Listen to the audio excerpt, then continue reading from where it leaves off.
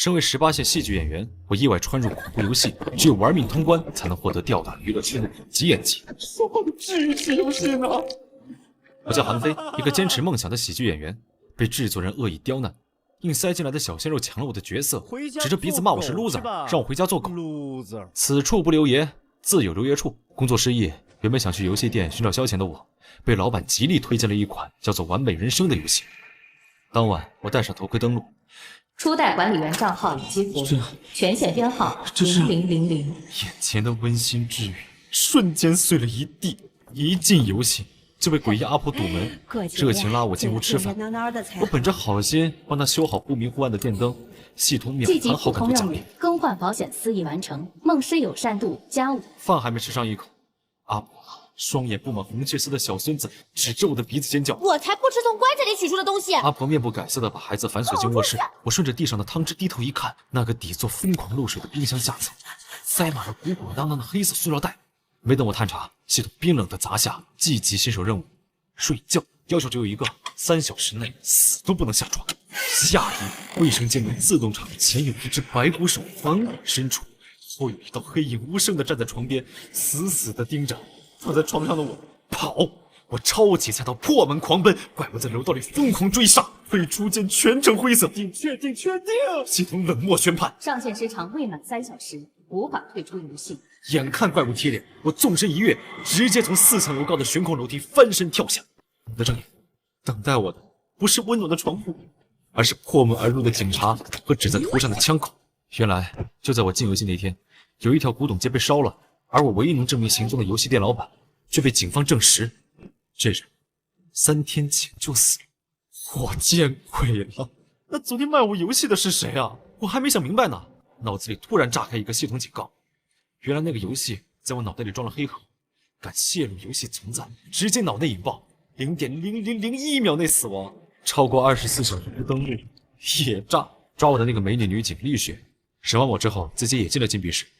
我们虽然隔着一堵墙聊天，心好像却更近了。根据她的经验，那个蒙阿婆家里大概率藏着尸体，真正的凶手是她家人。人逢喜事精气爽，这边我刚被证明无罪释放，那边又接到了江导的世袭邀约，还没高兴呢，脑子里的系统又逼着我晚上上线。为了活命，我只能按时戴上游戏头盔，再次和怪物面对面。刚上去的直接锁，差点当场送走我。千钧一发之际，一把飞刀天降正义，将怪物死死钉在门板上。我睁开眼，一位长发红裙的美女姐姐站在面前，邀请我共进晚餐。美救英雄，我只能以身赴约。漂亮姐姐叫徐琴，不止人美路子野，做的菜啊更是别具一格。看着桌上疯狂蠕动的肉块，耳边传来系统的贴心提示：吃下有95%的概率被诅咒，不吃直接死。我嚼都不嚼，直接咽下。想在这地狱里活下去，这软饭再硬我也得吃。劳累了一夜，我终于赶去江导的事情现场。结果到了片场，我一看，我整个人直接傻了。我身为一名喜剧演员，居然被叫来了恐怖片试戏。几番推脱之后，迫于生活，我还是试了试戏。我扮演的角色叫魏有福，一个被凶手用妻子的尸体吓死的人，满级生死体验战士。演个惊悚片，还不是降维打击？看清布景的那一刻，我浑身的血液瞬间冻结。那张床，那个卫生间，那扇门，跟我游戏里那间闹鬼的分房一模一样。导演兴奋的指着我煞白的脸大喊：对，就是这种惊恐绝望的状态。所有人都以为我在飙戏，只有我自己知道，这款打着治愈旗号把我开颅，给我装炸弹，逼我闯鬼门关的游戏，从来就没打算让我活着下去。我叫韩飞，今天我要扮演的角色是人体拼图案的受害者。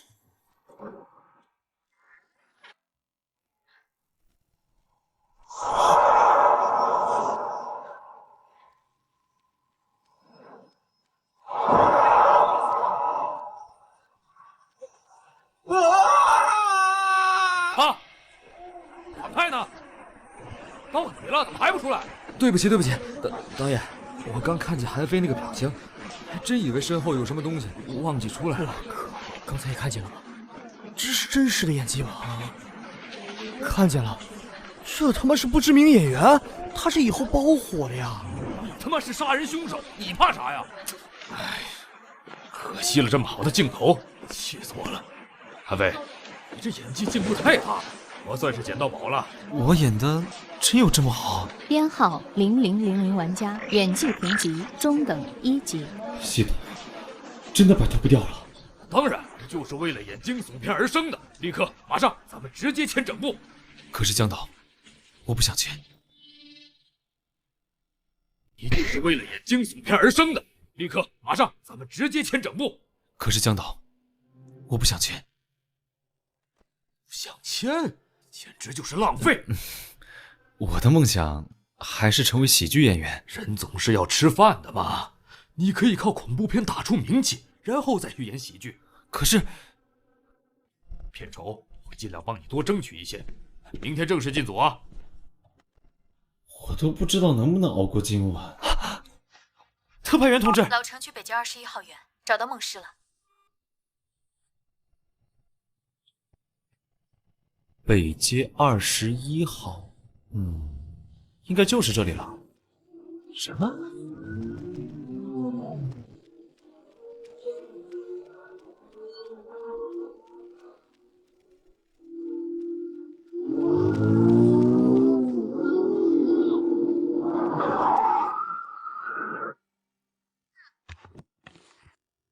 警察同志，孟师就住在这里？全市叫孟师的有12个，并没有发现和你描述一致的人，但你不像是在说谎，所以我扩大了筛查范围，终于找到了孟师。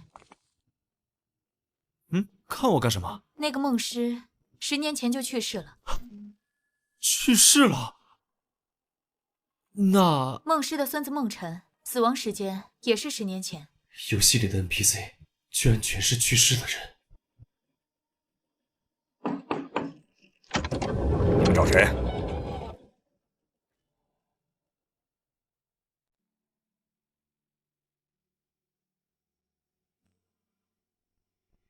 我妈是个非常好的人，她一生没有结婚，收养了3个孤儿，把他们拉扯大。我是老大，从小身体弱，我妈给我取名孟长寿。老二叫做孟长喜，是弃婴，也有些畸形，但人很聪明，可能是因为那张脸的原因，性格有点内向阴沉。老三叫孟长安，他是我们兄弟3个里最厉害的，学习好，朋友好，还有一面墙的讲话。现在还进了大公司永生制药，据说已经是部门高管了。10年前，阿婆到底出了什么事？其实这事儿我一开始都不知道，直到老二失踪，警察上门。我爸退休后经营了一家能源店，警察在他的冰柜里发现了很多动物的尸体，还有一个死人。冰箱藏尸案，法医鉴定，人已经死了1周，但我妈没有报警。凶手是阿婆？他绝不可能杀人。几天后，警方在老城区一家冷鲜货柜里发现了我妈和晨晨，凶手肯定是同一个。孟师不可能杀人，但是他却包庇凶手，这说明他肯定认识凶手，甚至非常熟悉，很有可能就在你们3个当中。放屁！我们3兄弟谁都不可能做这样的事情。就算是失踪的老二，也不可能了。孟师的线索又断了，我们接下来去哪儿？你听说过10年前的人体拼图案吗？不会这么巧吧？我们现在要去见的是人体拼图案的受害者魏有福的父亲。你们找谁？你好，我是行动特派员，有几个问题想要问你。问，我每年都去派出所问，10年了，你们还没抓到凶手。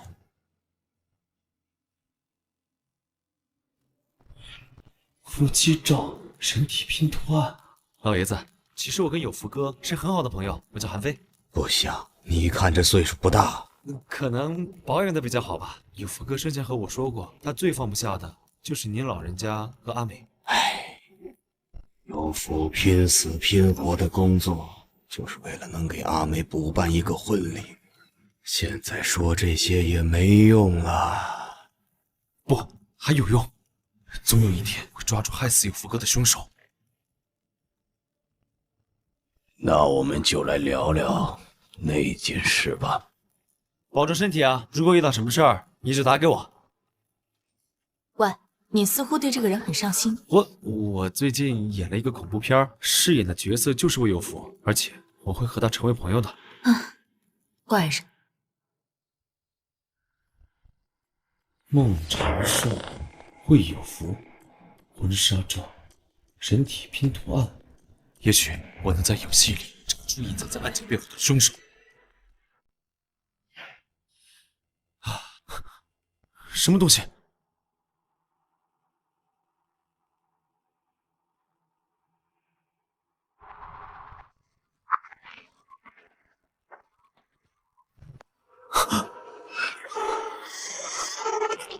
我靠！怎么又来一个？去4楼，先回家。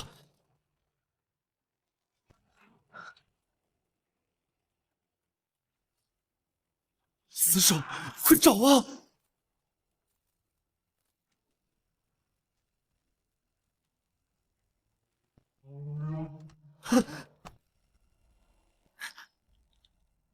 这他妈的又是什么呀？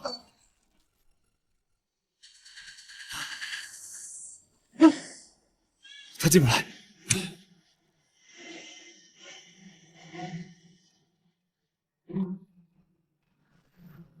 他怎么还没走啊？编号0000玩家接受季级新手任务，看电视。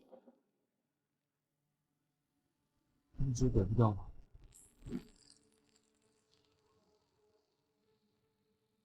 阴间小剧场。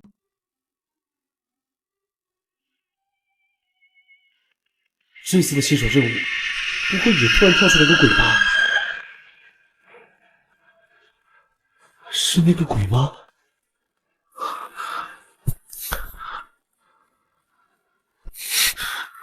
不是吧？又来！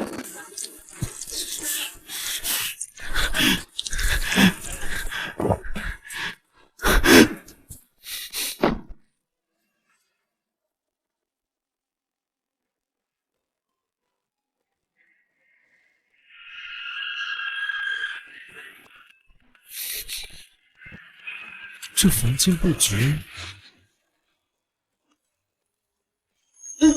糟了！魏有福，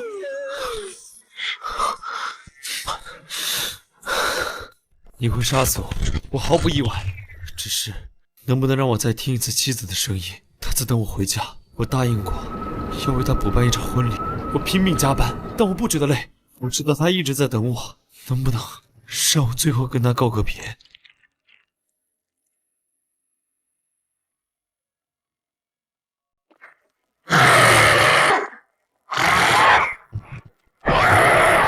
本该幸福的生活被毁了，所以你们要复仇。听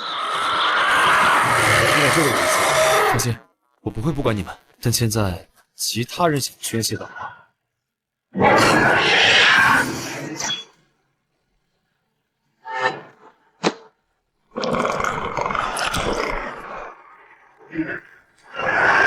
小白脸，我操！你个小，我干！欢迎加入幸福温暖，我操！大家庭，我已经弄死你这小混蛋！不要不要！啊！我操！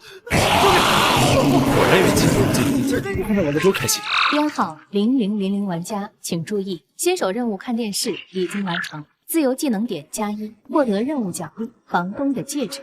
感知诡异吗？越是恐怖的诡异，凉意就会越重，还挺实用的。技能点，身为演员只能是演技了吧？当前演技中等2级，中等10级后自动进阶为高级演技。大楼里这么多诡异的事情，孟石却说什么都不知道。他和孟长寿一定有人在撒谎。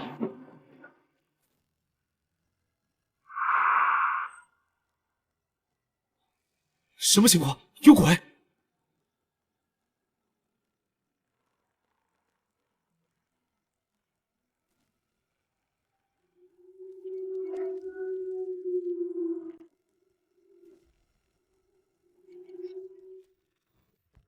啊，游戏里才几分钟，现实像是过了一天。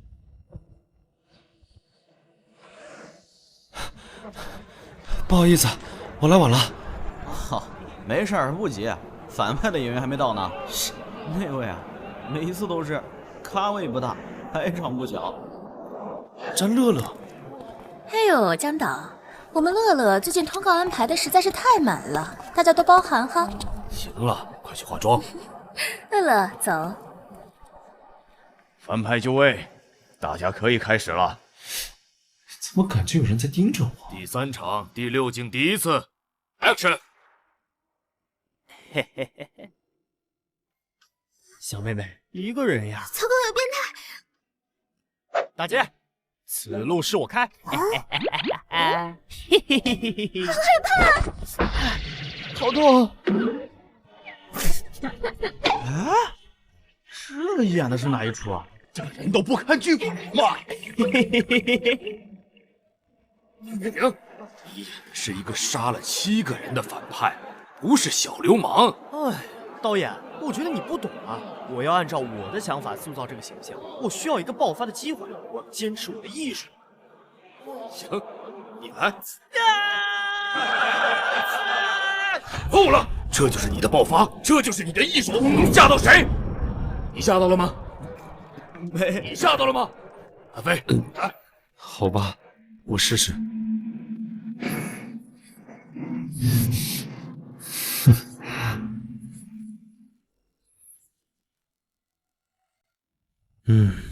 这个韩非藏得很深啊。编号0000号玩家，演技评级中等2级。好，好，好，韩飞，你简直就是天生的演员。拍这个角色有没有兴趣？江导，搞错了吧？我才是演技派啊！你忘了我刚才的艺术？演员詹乐乐，演技评级初等2级。江导，我愿意试一试。有种！我宣布，反派换成韩非。江导，您这个，我们乐乐巨博的千万粉丝们第一个不答应。我的片子不要流量，只要演技。我们走着瞧，等我打磨好艺术，回来打你们的脸。如果有选择的话，我也想做个没演技的普通人，毕竟谁不想好好活下去呢？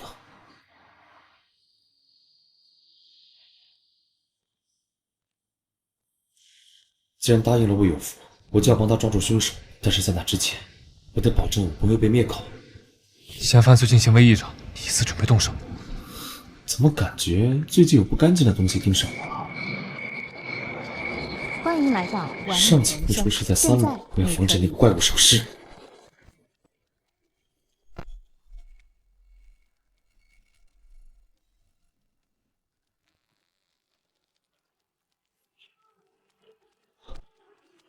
在等我。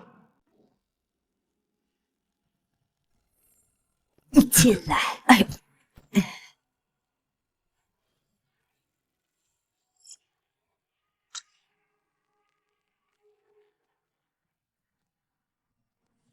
他没跟进来。阿婆，那个小孩怎么回事啊？他叫哭。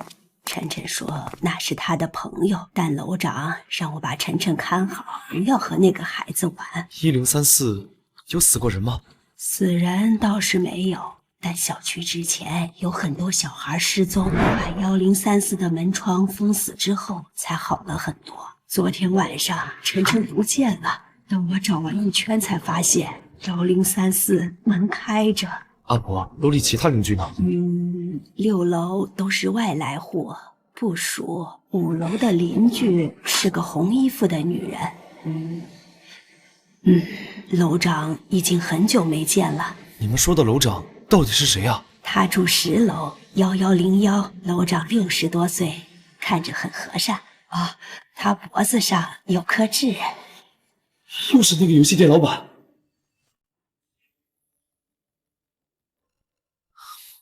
这真的都是意外吗？阿婆，我有一个办法能够救出晨晨。啊？什么办法？我把哭引到楼上，您趁这段时间去屋里找晨晨。啊，不行，这是用你的命在搏啊！你不怕吗？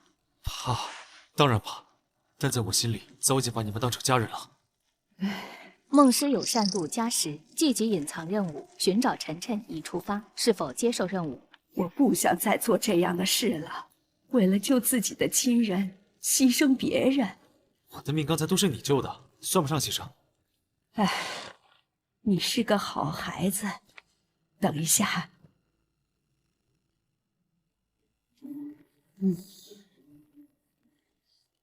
这是我母亲留下来的，算是我的护身符。带着这个去，我才放心。编号0000玩家，请注意，你已获得寄级物品梦师的护身符。家人都很珍贵，特别是没有血缘的家人。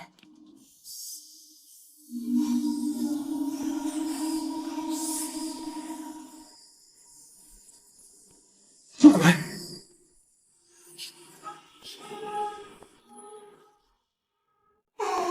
在我背上。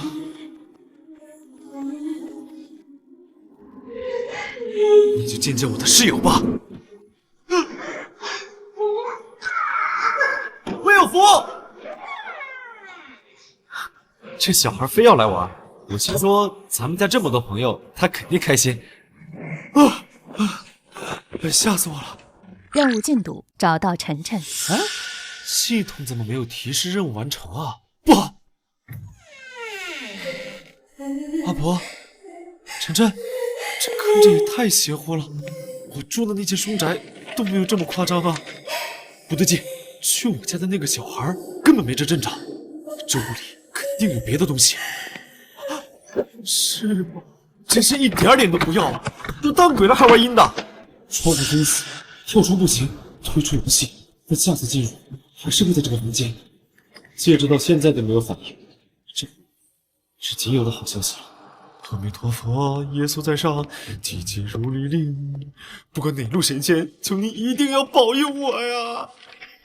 这是造了多大的孽啊！才用了这么多东西去压个小孩儿。抓住你了！抓住你了！晨晨，鬼来了！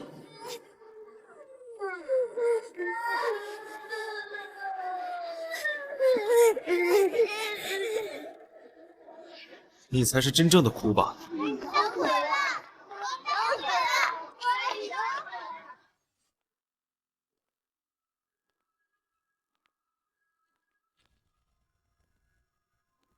护身符，估计撑不了多久了，得赶快脱身。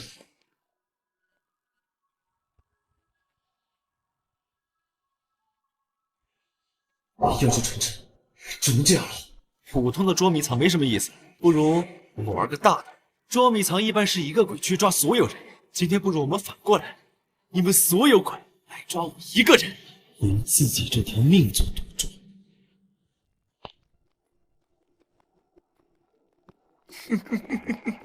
我们把范围框定在整栋楼怎么样？真是一群有趣的小鬼。现在游戏开始！现在游戏开始！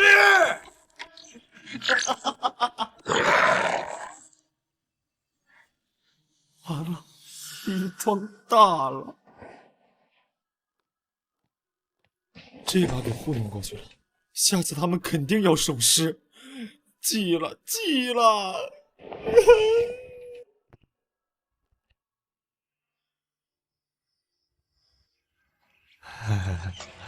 就当这是生命的最后24小时，出去随便走走吧。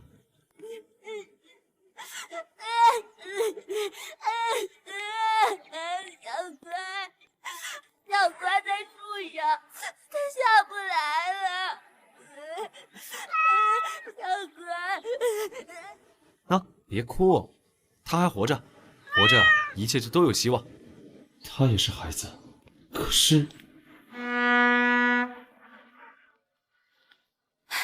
这么好的天气，怎么不和朋友一起？我没有什么朋友。你一个人不孤单吗？我是在孤儿院长大的，一个人久了，其实已经习惯了。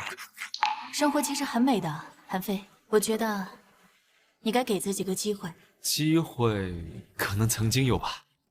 我靠，这小子油盐不进啊，学姐这都劝不动啊。他刚刚还救猫呢，不能是坏人。这种超级罪犯都是玩弄人心的高手，表面上人畜无害，其实内心就是变态。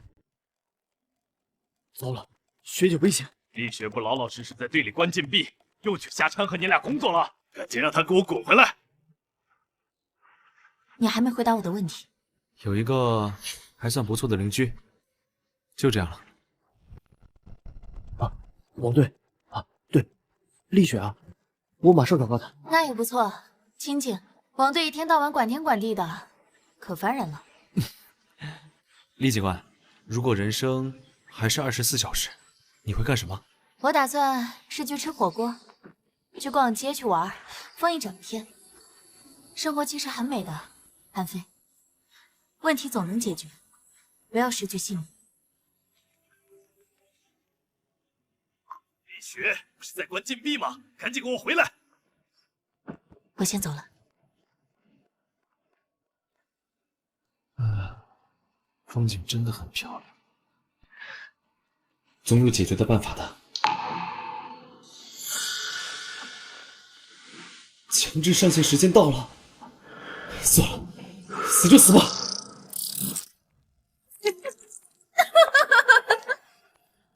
欢迎来到完美人生。还来，死马当活马医吧。冷静，冷静。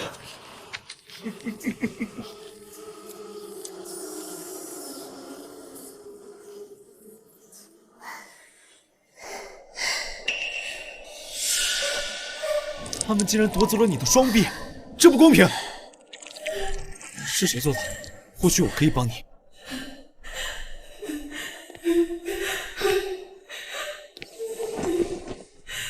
别哭，到底发生什么事了？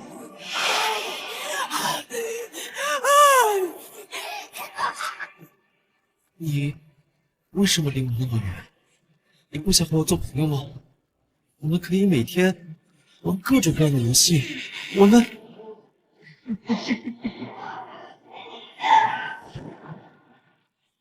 不愿意说话，没关系。你想要找人一起玩，可以来串门，我就住在楼上。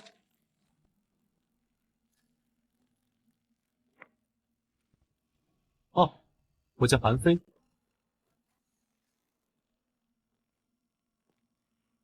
编号0000玩家请注意，季节隐藏任务寻找晨晨已完成，梦师友善度加30，获得基础奖励，自由技能点+1，成功救回晨晨，任务完成度超过100%，追加双倍经验。追加隐藏任务唯一性奖励专属技能捉迷藏，你已成功升级为等级3，自由属性点+1，聊天室功能开放。这次奖励很丰厚，还有专属技能。增加技能点到体力，聊天室功能开放。这个游戏还有其他玩家吗？什么嘛，开放了还是不能用？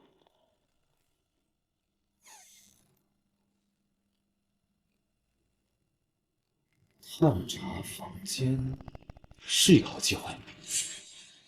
哎，算了。编号0000玩家请注意，梦师友善度加10。你完全获得了他的信任，现在他已经将你当做了他的家人。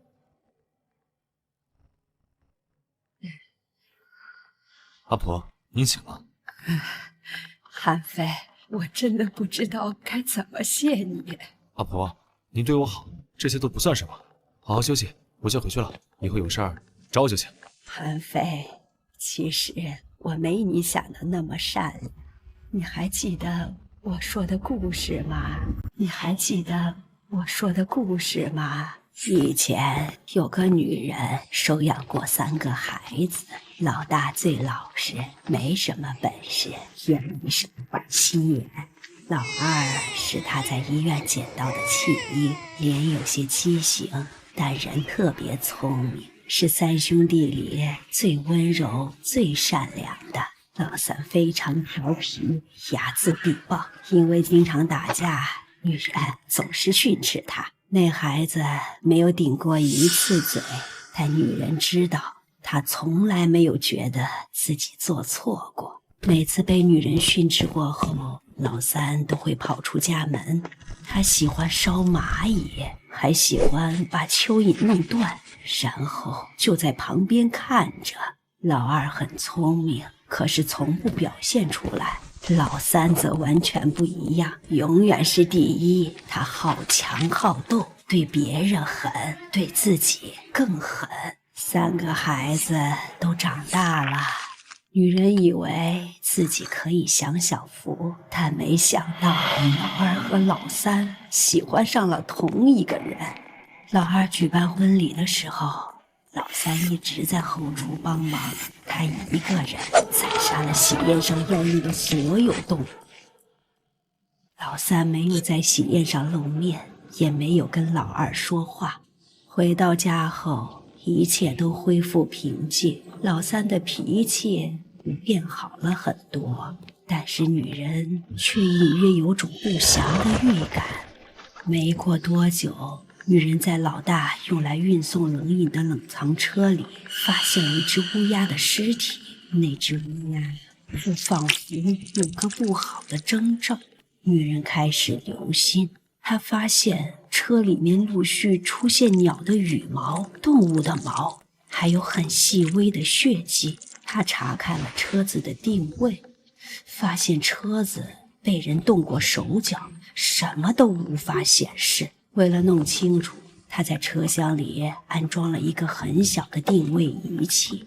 后来，女人发现车子总会开往某个地方。在一个3兄弟都没有回家的夜晚，女人决定跟随那车子看一看。我知道你很好奇这个屋子，跟我来吧。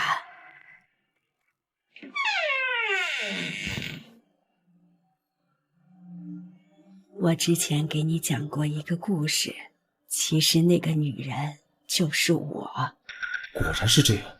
那天我跟着他们来到郊外，我才明白他们之间的和谐只是表象。老三很早就不正常了，他靠虐待小动物发泄情绪。老大老二都知道，他们都瞒着我，他们都在给老三机会。直到那一天，悲剧发生了。老二发现老三杀了一个活生生的人。老二怒骂弟弟是魔鬼，说像他这样的人根本就不该活在世界上。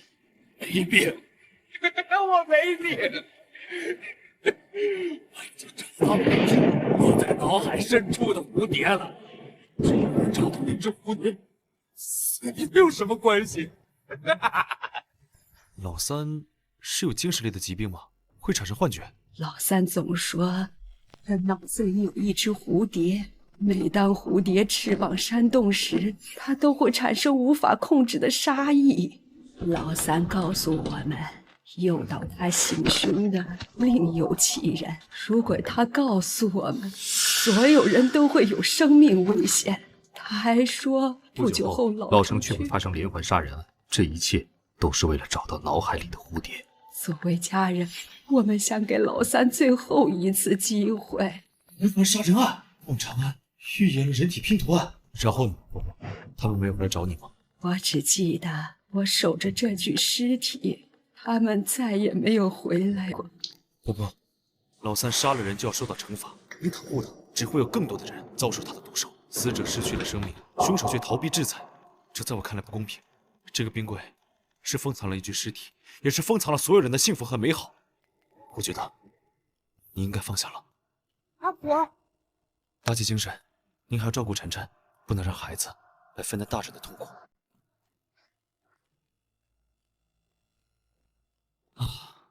该离开了，再这么下去，真的要疯了。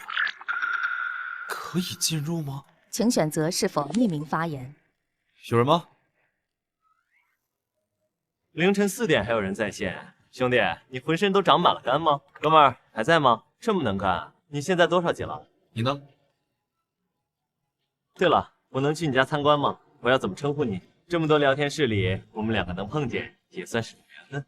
随时欢迎你来我家玩，我会把我的朋友们都介绍给你。我叫… 聊天室只开这2分钟吗？难道仅仅只有在黑夜和黎明交替的2分钟内，我才能进入聊天室？唉，不想了。黄莹说自己是医生，离开游戏以后，我可以稍微调查一下。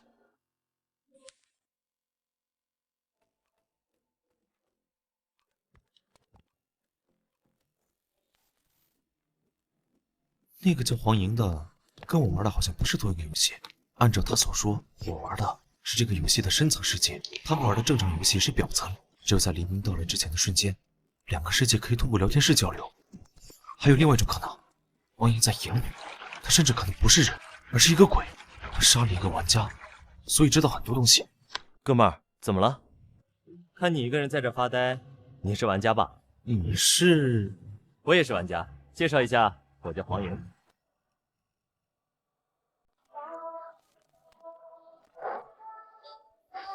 第一次强制断线不好受吧？游戏里有精神阈值这个设定，一旦超过10，你就会被判定受到强刺激，然后被强制断线。超过10就会强制断线？那么《完美人生》里还会有灵异怪谈这样的剧情吗？那我在游戏里的精神阈值设定为100，2次之前应该有。那个时候游戏还没有太大的限制，有个测试员屠杀了一个小区都没有惩罚，只是最后因为精神失常被关了起来。这么疯狂吗？你以为呢？一旦失去了约束，人会变成最可怕的感受。因为那个测试员的事，完美人生增加了大量限制，砍掉了将近1/3的剧情，连已故创始人遗嘱里交代的彩蛋都被删除了。创始人留下的彩蛋？这个是在游戏圈子里很有名的。永生制药董事长在第1次内测后因病去世，他在遗嘱中交代自己的子女们要去寻找一个黑色的箱子。他说，那个箱子里装满了人世间的遗憾、怨念、仇恨、不幸和恶意。他还给出了3个提示，说那箱子在世界的最深处，脑海的最深处，人心的最深处。很多人说，那个就是完美人生的深层世界。你好，我是永生制药的总经理孟长安。孟长安。你好，这就是孟长安。黄先生是我们的老玩家了，为我们游戏的医疗系统提出了很多意见。我只是以一个普通医生的视角提出了一些小的意见。永生制药在这个方面是非常专业的。那么，这位新玩家对我们的游戏有什么感受和意见吗？游戏很温馨，很治愈。NPC， 游戏正式上线之后，我一定是第1批玩家。看来韩先生对我们的游戏很满意。游戏上线之后，我们可以给韩先生送一套体验版，这是我的名片。我还有事，那就不打扰2位了。假模假式。韩先生，他怎么这么不幸？黄哥，他刚刚说的深层世界是什么？那个屠杀了一整个小区的测试员，他之后不断说自己在游戏里跑到了一个满是厉鬼的地方，所有的 NPC 都应该被杀死。很多玩家都是相信了那个人的话，才开始寻找深层世界。也就是说，深层世界是一个满是厉鬼的地方。完美人生是一款治愈游戏，怎么可能放这么危险的东西在游戏里？可能是测试员受了什么刺激，后面他被公民系统判定为中度危险，被关在新湖精神病院了。可能是测试员受了什么刺激，后面他被公民系统判定为中度危险，被关在新湖精神病院了。不好意思，韩先生，我们医院并没有这样一位病人。哦，麻烦你了，谢谢啊。查不到那个测试员的信息，算了，先进游戏。欢迎来到完美人生，现在你可以选择属于自己的完美人生了。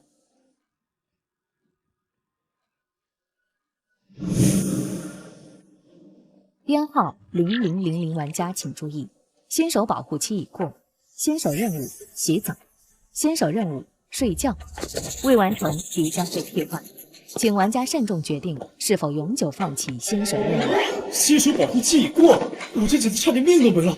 你给我说，这还是新手保护阶段，关于新手保护期会不会有多危险？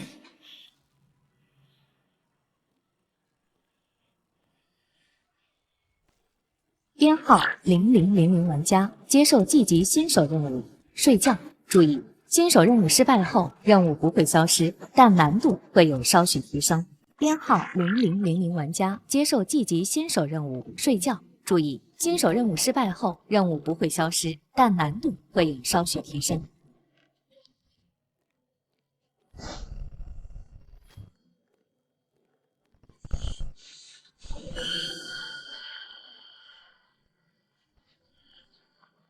任务要求，请关上屋内所有灯，不管发生什么事，3小时内都不能从床上离开。是开门声，不是卫生间，真的是44，这也体现太多了吧？他干什么？啊，还好没盯上。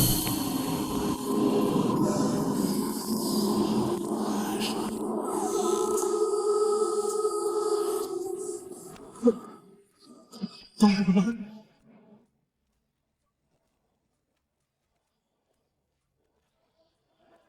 神呢？啊，过来了！啊，过来了！编号0000玩家请注意，睡觉任务已完成，自由技能点+1，获得任务奖励季级血色物品房东的钥匙。因为新手任务难度稍许提升，获得追加奖励季级血色物品房东的3支烟。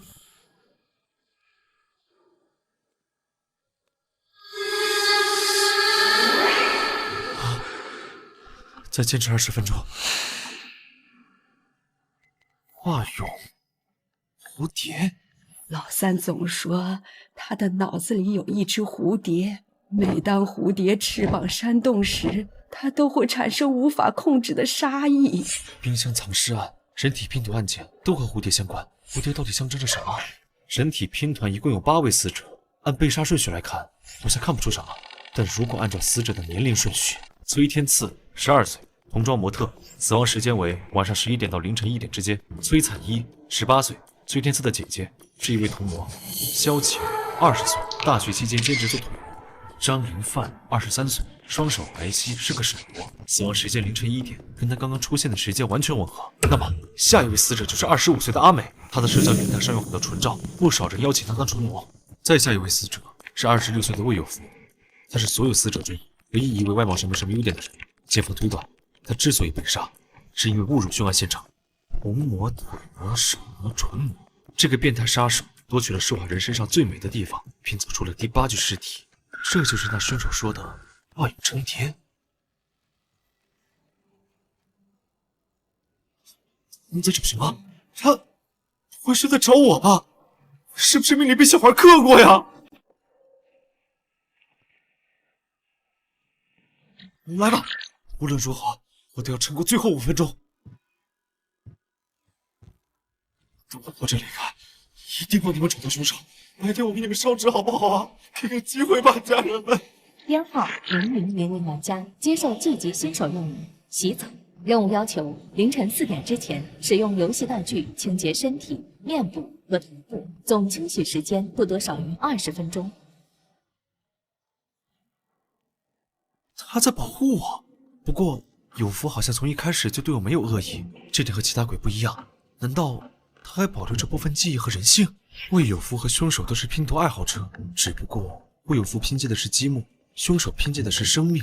难道他们有什么特别的联系？人体拼图案的凶手是魏有福的朋友。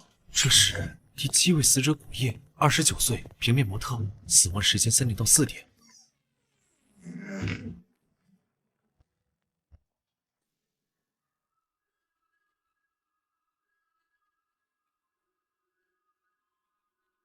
编号中的怪物出现后，电视机里会播放噩梦般的阴间节目。当受害者各自分开的时候，电视机则会播放他们各自美好的记忆。4点前要完成洗澡任务，留给我的时间不多。4点前要完成洗澡任务，不管了，必须要尝试一下。凑齐新手任务的所有奖励，肯定对我有很大好处。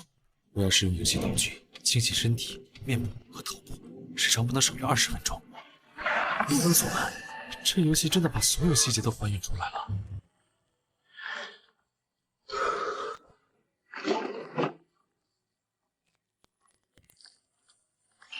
这么半天了，进度条才开始动。谁？他们人呢？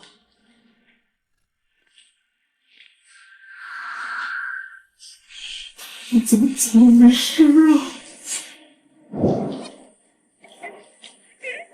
帮帮他是谁？我可以帮他。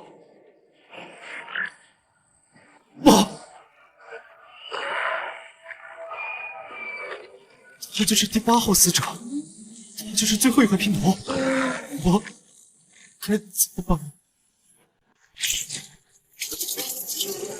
啊！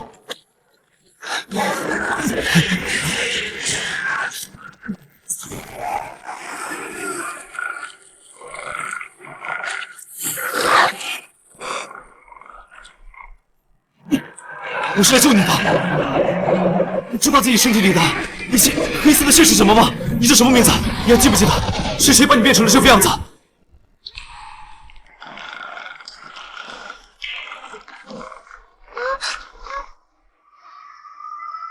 你应该哭，应该笑，应该不吵不闹，聆听爸爸的叫。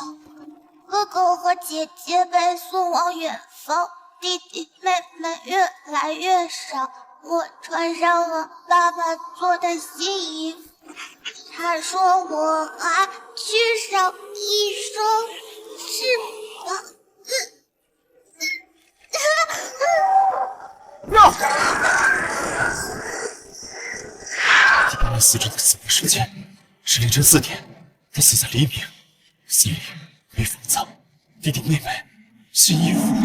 编号0000玩家请注意，洗澡任务已完成，自由技能点+1，获得任务奖励房东的日记。我还开了学生。你的演技达到终极5等，现在的你才有资格说自己拥有了演技。不要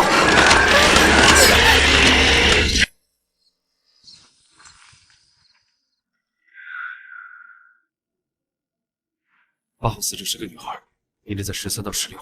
考虑到公民信息库里没有她的资料，那她极有可能是个弃婴。在第6代智脑的帮助下，只要一个人在网络上留下一点痕迹，他的身份都可以被识别到。查无此人，说明8号死者从未使用过网络。弃婴，森林，怪异的符。弟弟妹妹越来越少，我穿上了爸爸做的新衣服。凶手极有可能是8号死者的父亲。我知道了8号死者的信息，你能不能来一趟我家？你弄清了8号死者的身份。好，我马上到。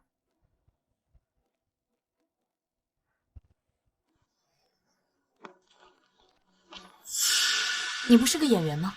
难道还兼职做私家侦探？你别误会，我只是最近参演了一部戏，叫《恶之花》，就是根据人体拼图案改编的。你的意思是，你只是为了拍戏才去了解人体拼图案，结果查出了关于8号死者的关键信息？有没有兴趣做个交易？好，我们联手破人体拼图案，这样你就可以重回重案组了。对你的好处是？我只是想还他们一个公道。直接进入主题吧。我很好奇8号死者的长相。我没有受害者的照片，但我记得他们的长相。你小子有点本事，现在我彻底相信你说的话。难道之前你没有完全相信我吗？一个喜剧演员查到10年悬案的关键线索，正常人都会觉得匪夷所思吧？警方早就根据8号死者残留的身体骨骼模拟了他的长相，只不过一直没有对外公布。看来警方掌握的信息确实比我想象的要多。那现在警方有没有锁定一个大概的范围？凶手体型中等偏瘦，具备一定的格斗技巧和解剖技巧，心思缜密。考虑到8号死者的特殊性，凶手极有可能收养过未登记的弃婴，并且凶手应该认识魏有福。你所说的那个拼图店，从店主到职员，没有一个人有作案时间。我想知道孟诗的3个儿子是否有人认识魏有福？你觉得冰箱藏尸案和人体拼图案是同一个凶手？即便不是，他们之间也肯定有联系。孟长安也去过那家拼图店，就在人体拼图案的案发前几天。规则店绝对有问题，我们应该把时间跨度拉长，把所有和魏有福有交集的客人重点排查。另外，8号死者被凶手咬在一个黑色的房子里，中午是遗忘物件的黑色森林。你是怎么知道这些的？如果我说是死者亲口告诉我的，你信不信？信？为什么不信？我只想尽快破案。10年前的数据库里没有拼图店顾客的信息，我现在去老师家一趟。从某种程度上来说，你作为一个演员也够敬业。香岛，我的戏不是已经拍完了吗？投资人对我们的剧本不满意，要求重拍。你来一趟片场吧。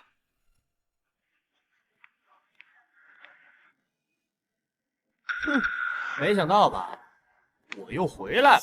韩先生，又见面了，我是永生制药的总经理孟长安。韩飞啊，这是我们的投资人孟长安，孟总。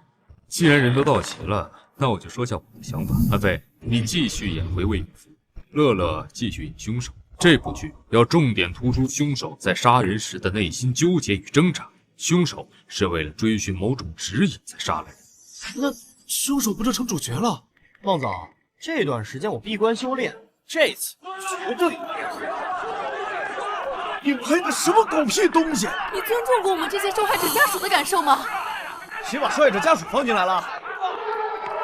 我操，这眼神儿！赶快安抚下家属情绪。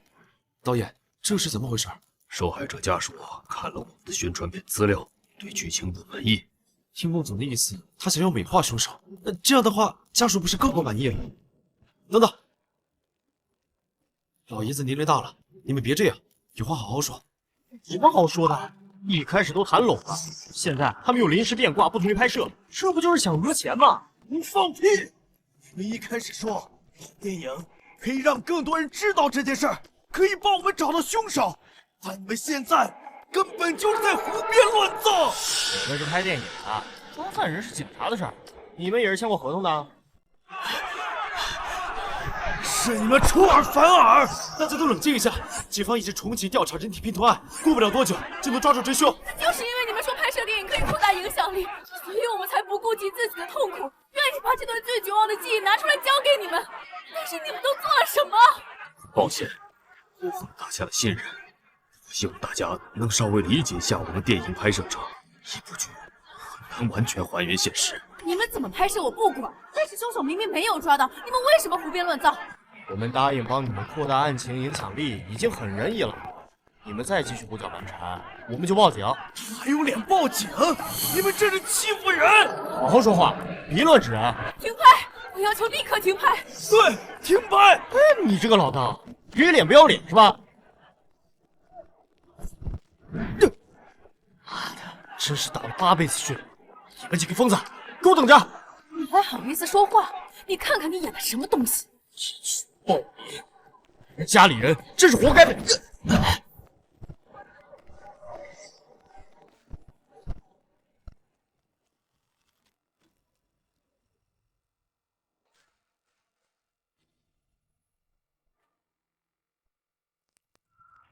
闹够了吗？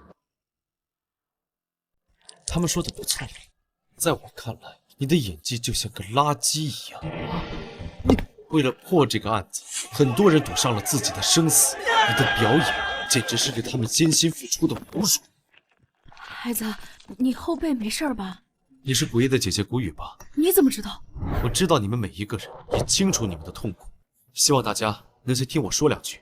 刚才说警方已经重启调查人体拼图案，并不是在安慰你们，而是事实。事实？都已经过去10年了，每年都是同样的说法。我可以向大家保证，这次一定会抓住真凶。如果在抓到真凶前，这部剧继续胡编乱造续拍摄，让我们加入你们，和你们一起来抵制。相信我，我会给你们一个交代。爸，我相信你，不管你是为了安慰我，还是出自真心，至少我知道你确实也在追查真凶。注意安全。你后背没事吧？还疼吗？黄俊甫呢？赶紧过来，给韩飞换身衣服。没事，不用。让你遭罪了，我们也没想到会这样。江导，遭不遭罪无所谓，但有件事我必须要告诉你，这部剧不能这么拍，否则我会跟受害者家属一起抵制。不是吧？他来真的呀？是说真的？我还以为你在安慰他们。在星后影视学院，您教过我，我称呼您为老师。但老师，您现在拍摄的电影真的是自己想？你可能还没到我这个年纪，所以还没有太大的感受。人有时候还是要学会让步才行。你不是真的要因为这件事退出吧？以前我很在乎演戏，但是现在我发现了很多比演戏更重要的东西。我建议你等到案子破获后再来拍摄，如果这样硬拍的话，拍出来也是部烂片。喂，你个18线跑龙套的，懂什么啊？不是跑龙套的，我是一个演员。你有什么作品吗？报个名字，让我去学习学习啊。咱们都是自己人，不要内讧。谁跟他是自己人？一个跑龙套的，还跑出来优越感。他不是要退出吗？那就让他退出好了。真以为地球就围着他转？说两句。韩非挡在面前，那零钱就砸到受害者家属身上。马上知道要花多少公关费。喂，我还是希望你能帮我把这部戏拍完。我们可以按照受害者家属提的要求更改部分剧情。你们大方向就错了，这么拍下去注定是一部烂片。江导，你在我无戏可拍的时候给了我机会，所以我真心希望这部戏能够精彩。再过一段时间，案子就会有突破性进展，到时候你可以给这部剧一个完美的结局，也算是给死者一个交代。你一个跑龙套的，哪来的勇气指点江山？别吵了，江野，你别忘了，我才是这部剧的主角。你有没有忘了？没有我，你们连投资都没有。哼，我们走。咱们就这么走了，不太好吧？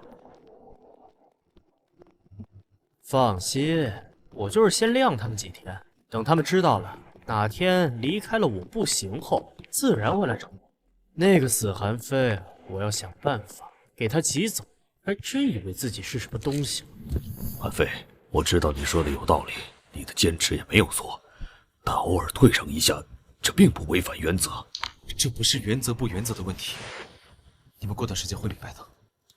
他这样的年纪，能拥有这样的演技，再加上他的坚持和性格，未来一定可以一飞冲天。詹乐乐这种靠资本的演员，根本没法跟他比。导演，注意一下，咱们这部剧还要靠孟总的投资，詹乐乐是孟总力捧的。咱们这部剧还要靠孟总的投资，詹乐乐是孟总力捧的。收工吧，我们暂停拍摄，讨论一下剧本。江导，我们要不要给詹乐乐打个电话？打什么？我是看在资方的面子上才让他演主角的，他主动退出那正好。其实我心里有一个不错的人选，可惜呀。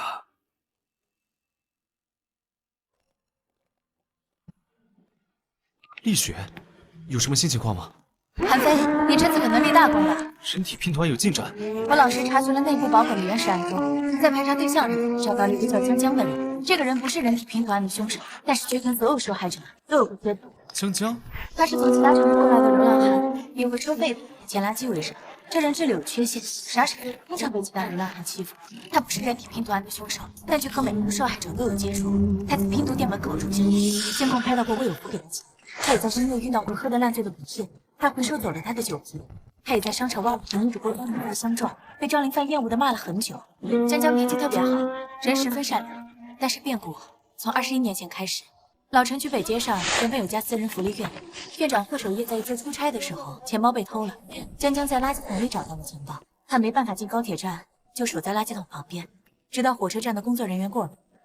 院长拿回钱包后，觉得江江这人虽然傻了点，但也算老实可靠，所以就在自己福利院给江江安排了一份打扫卫生的工作。可惜好景不长，江江干了没多久，就因为他本身太不爱干净，身体是散发异味，被子在于。自从江江离开后，福利院就有个孩子总说自己晚上会遇到鬼。我们还能找到那个孩子吗？那孩子失踪了，但是我们找到了曾经和他住在同屋里的另一个孩子。结果这孩子告诉我们一个很恐怖的事情：他和失踪的孩子并排睡在卧室两边，相互能看到对方的床板和床下。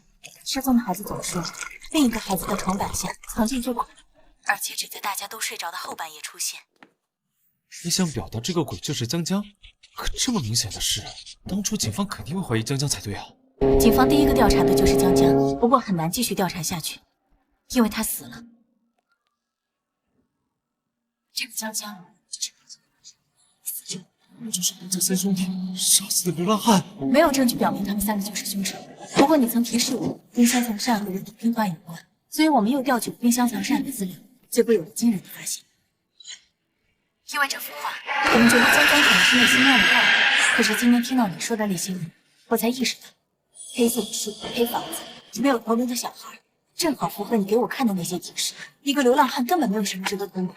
看了这幅图，我才发现，凶手是为了灭口才杀死江江的。他死前看到了凶手行凶的过程，甚至看到了更恐怖的东西。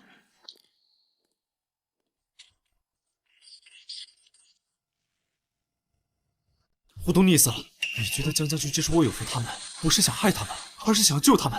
最可怕的是，人体拼图案的凶手极有可能是故意让智力低下的江江去救人。他在享受着善意被辜负、被敌视、被厌恶的快感。江江没做过一件坏事，他只是不想让任何人受到伤害，去提醒了每个受害者，但是却遭到了不理解和厌恶。除了魏有福，没人愿意接近脏兮兮的他。凶手明知道江江去提醒受害者会失败，故意在看戏。凶手自大的认为所有人都会把江江当成疯子，但没有料到魏有福会做出意料之外的举动。你之前让我留意拼图店，我查看了所有记录，在拼图店附近，江江是和魏有福接触次数最多的人。魏有福愿意帮助江江，江江也想要救他，不断给他提示。最终魏有福动了，在临死前的最后几天，他连续2天独自一个人去新户远郊的生态保护森林。这个森林很有可能就是江江画作中的黑色森林。8号死者从出生到死亡，没有在我们身留下任何痕迹。也许他的家，或者说凶手的家，就在那森林。凶手低估了魏有福和江江。那片森林范围非常广，想要在里面找到一座黑色房子，无疑是大海捞针。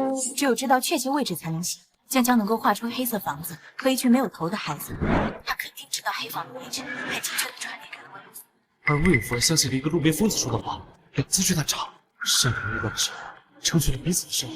韩飞，接下来我说的话，你不要告诉任何人。警方后面整理魏有福遗物的时候，在他的2手车里发现了一块满是泥土的衣服碎片。经过还原和筛查，发现那图案是10年前某个童装上的图案。它完整的时候是这样的。凭这张照片就能说动你们领导调集大量警力搜查新湖生态森林？你再看一下这张照片，这是福利院那个失踪儿童最后一次在监控里出现的画面。福利院失踪小孩的衣服出现在了魏有福的车上，而魏有福刚从森林返回，满是泥土的碎布片应该是他从森林里带回来的。紧接着，没过1天，他就被凶手残忍杀害。这一切形成了闭环，那块碎布片就是实实在在的证据。凶手一定和森林之间存在某种联系。我回去跟领导汇报。你现在需要做的就是注意安全，老老实实在家等好消息。玉雪，假设人体拼图案的凶手就住在森林里，那福利院失踪的小孩也应该和他相关。这个小孩晚上说晚上总看到鬼，这个鬼是不是就是凶手啊？有道理，你继续说。人体拼图案的凶手是让过8号死者，江江画的那幅图里也显示，黑色森林里有很多没有头颅的小人，加上那些小人都是孩子，那你觉得谁有这个能力，可以弄到那么多的孤儿和弃婴？福利院院长。另外，江江是因为捡到了院长的钱包才被录用的，照你说的一样，凶手喜欢享受善意被辜负的快感，院长会不会是觉得江江正好符合他心中善意的样子，才让他去工作的？他喜欢把江江当做自己的工具？有可能。我现在就打电话给老师查些东西。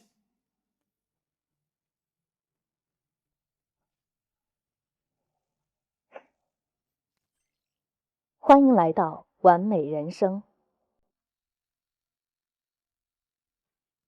编号0000玩家请注意，恭喜完成全部新手任务。追加隐藏任务唯一性奖励：隐藏职业午夜屠夫开启资格。午夜屠夫？想要成为午夜屠夫，需要在人物等级达到10级前击杀10位混入小区的外来者。外来者溜了的那些人呢？你已经成功升级为等级4，获得自由技能点+1。新手任务都做完了，看来今天出去一趟。先待够3个小时，再出去吧。待会儿去5楼找徐锦，击杀外来者还需要他的帮助。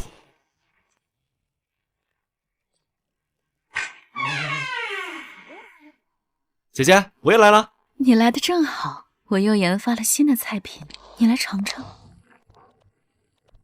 好呀。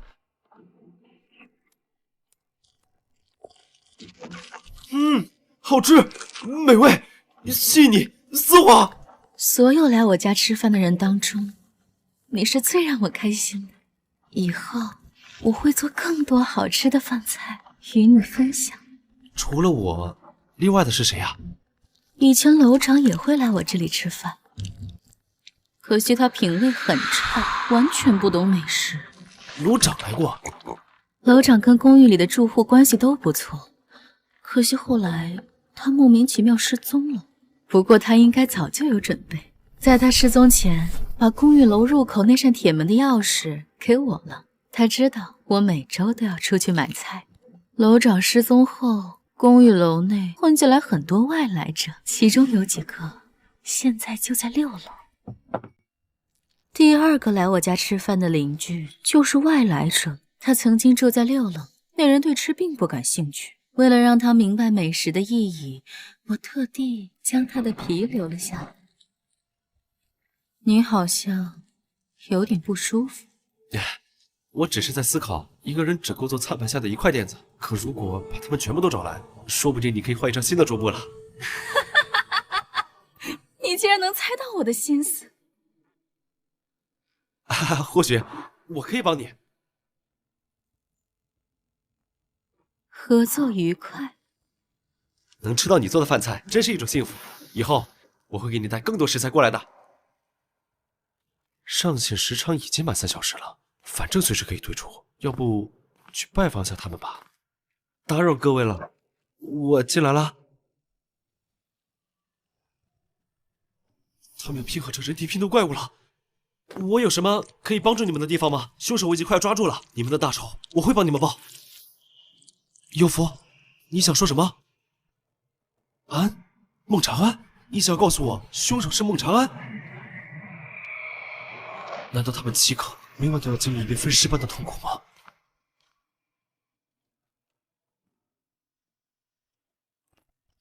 他们也一直在反抗，我到底怎么做才能救他们？长安，一定有问题。我在你家门口，方便见一面吗？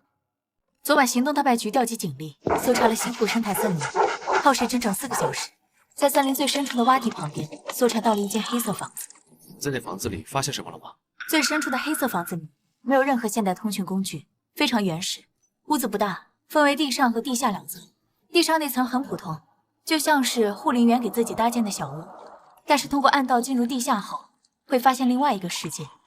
地下1层里，警方找到了一个单独挖开的房间，那个房间被凶手叫做异变之屋。房间里完全被血色和古怪的符号占据。房间下面的土壤里挖出了很多孩子的尸体，死亡时间最早的那具尸体，经法医鉴定是在20年前。那些孩子的身份查出来了？全都是弃婴和孤儿，大多信息不全。不过最早死亡的那具尸体，贺雨环，6岁那年曾捐献自己的肾脏，他的父亲就是新湖北私人福利院院长贺守业。等下，我有点乱。那个收养流浪汉的福利院院长就是贺守业吗？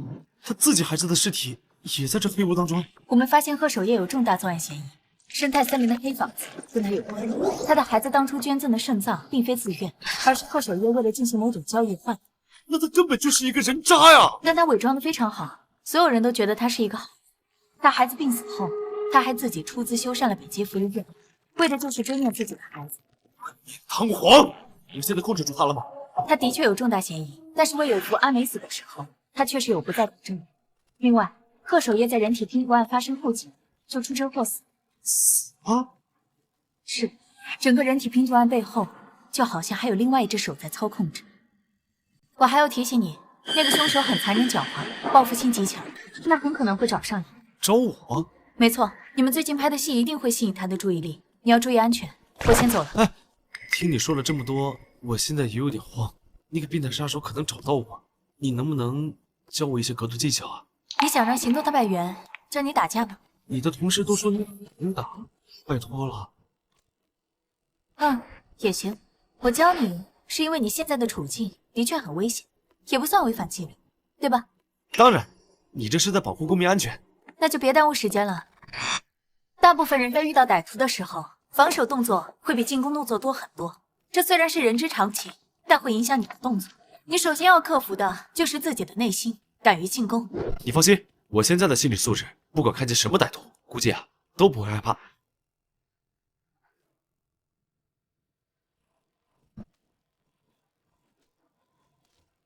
我害怕是基础，其次是要保持理智，根据现场判断，做出最合理的判断。你以前是不是还做过更作的演员？这才只是教你了一个基础，我感觉一般。如猝不及防的意外，会被你撂倒。没有啊，我只是每天不坚持做演员的形体训练而已。形体训练有意思，我教你的这些东西不要随便用，遇到危险，你的第一选择依旧是报警。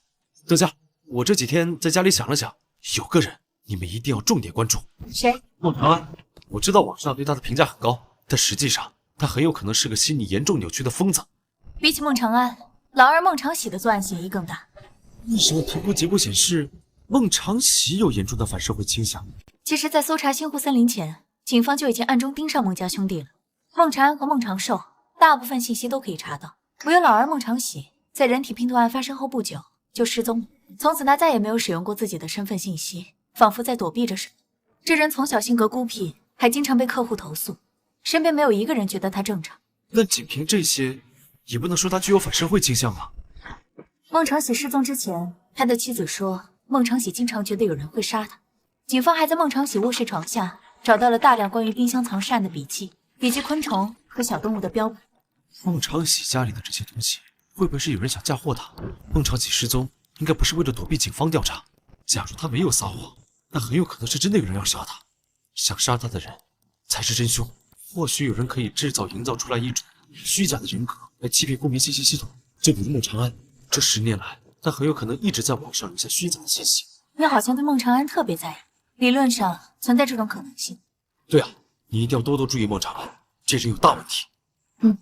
案件有进展，我会第一时间通知你。好的。韩飞，你有空吗？我想跟你好好谈谈。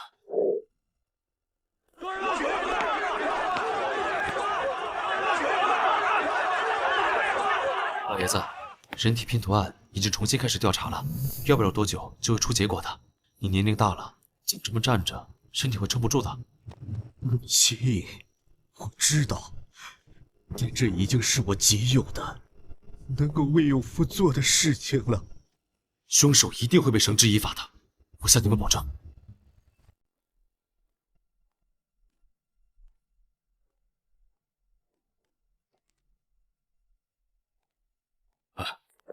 阿飞，我和编剧连夜修改了剧本，你和受害者家属关系比较好，部分有争议的地方，我希望你能说服他们。让我去说服？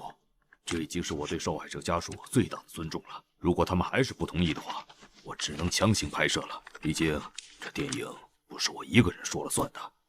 这个剧本，受害者家属是不会同意的。我也不可能拿着这版剧本说服他们。人体拼图案的复杂程度远超你们的想象，与其这样胡编乱造，不如好好研究一下案子。你怎么知道我们没研究？站着说话不腰疼。江导，剧本我改了这么多遍，也算仁至义尽了。合同也没说必须得到受害者家属同意才能拍摄。我知道你们写剧本不容易，可你们真的不能再等等吗？这个剧很快就会有真正的结局了。我们拍电影是为了什么？破案！别搞笑了，先能挣到钱再说吧。江导，如果你觉得电影仅仅是圈钱的工具，那你怎么拍都无所谓。但这样的电影我不会参与。虽然很多人觉得我是龙套群演，但我觉得我自己是个演员。我现在也在参与一部绝对不能失误的电影。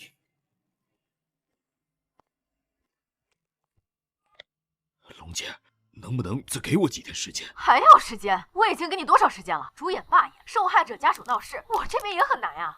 3天，你再给我3天。我已经发现了一个新的主角人选，无论品性还是演技，都比詹乐乐好太多。你知道我费了多大功夫才把詹乐乐背后的公司拉入伙的吗？你真以为这部剧那么多人看好吗？他的片酬本身就偏高，完全不合理。他和我看中的演员比……别再给我继续说了，拍摄时间可以再往后拖延3天。我看你也要好好冷静一下。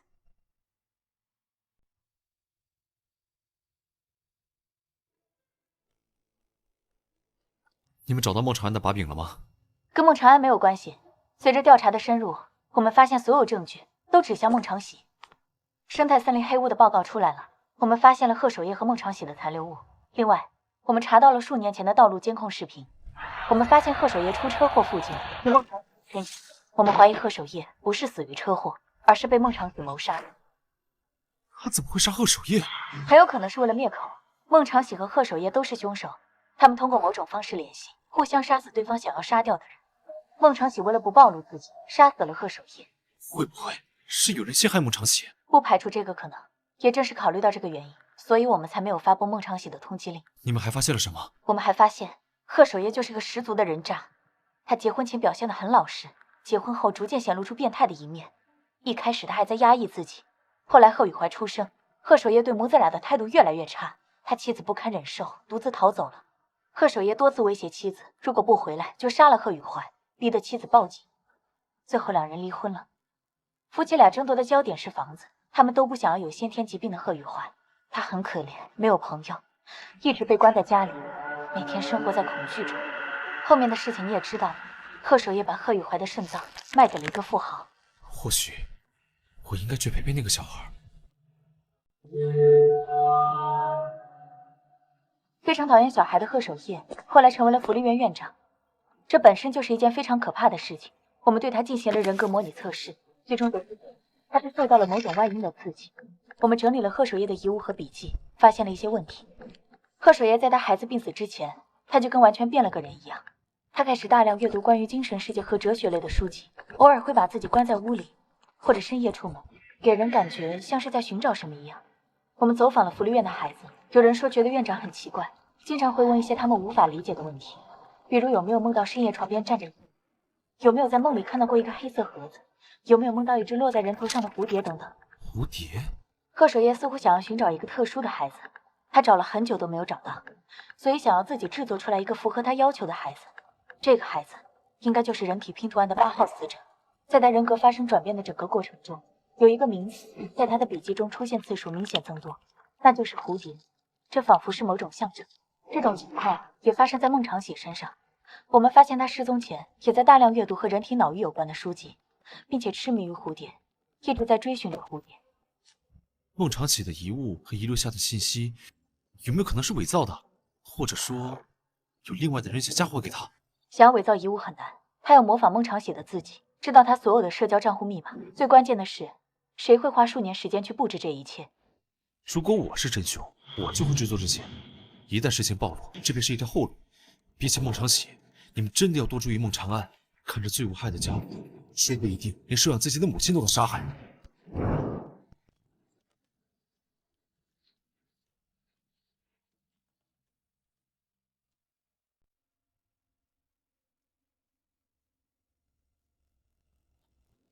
贺守业提到的黑盒和蝴蝶需要注意，那个蝴蝶难道也在找我脑中的黑盒？可10年前《完美人生》这个游戏还没有出现，莫非是先有黑盒，再有的完美人生？贺守业那么针对孤儿和弃婴，会不会就是在寻找能够承载黑盒的人？欢迎来到完美人生。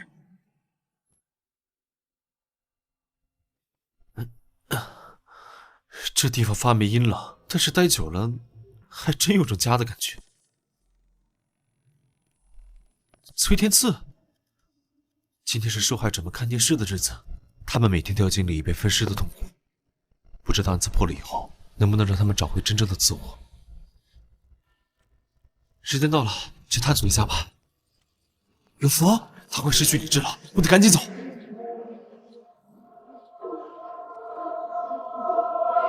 编号0000玩家请注意，你已发现寄集血色物品人俑。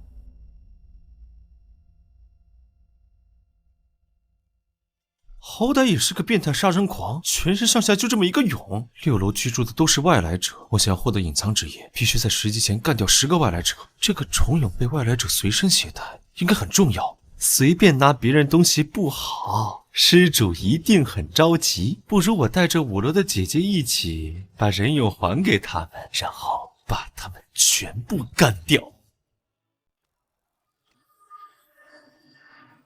安静，周围没人，应该暂时安全。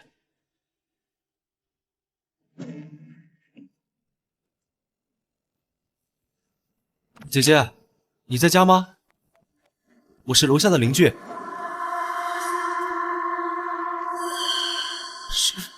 什么声音？好诡异。姐，我又给你准备了一个小小的礼物。你知道一个男孩不断给一个女人送礼物，这预示着什么吗？预示着什么？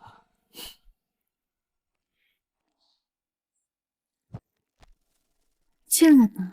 今天你想吃什么？姐，今天我是来找你商量事情的，从6楼邻居那里搞到一个小东西。你要送我的就是这个吗？它叫人蛹，是一种昆虫的蛹，我感觉比较稀少，所以就想拿过来给你。人蛹我还没有吃过，不知道味道怎么样。你想吃什么味道的？编号0000玩家请注意，学琴友善度+5，和睦的邻居关系是完美人生的第一步。暂时我还没有吃它的打算。6楼那个外来者临死的时候，口袋里只有这东西，这应该对那些外来者比较重要。我在想，我们能不能依靠这东西把6楼那些外来者引出来？把他们引出来，然后呢？那些家伙不怎么守规矩，我想跟他们好好聊一下，约束一下他们。仅仅是聊一聊吗？如果他们不愿意聊呢？那就投票表决的方式，少数服从多数，逼迫他们做出改变。你确定吗？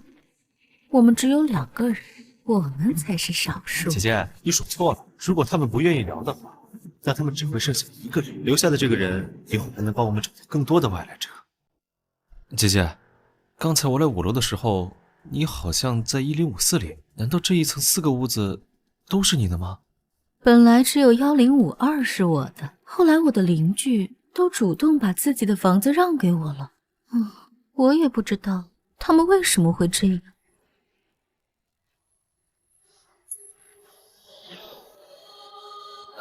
确实蛮奇怪。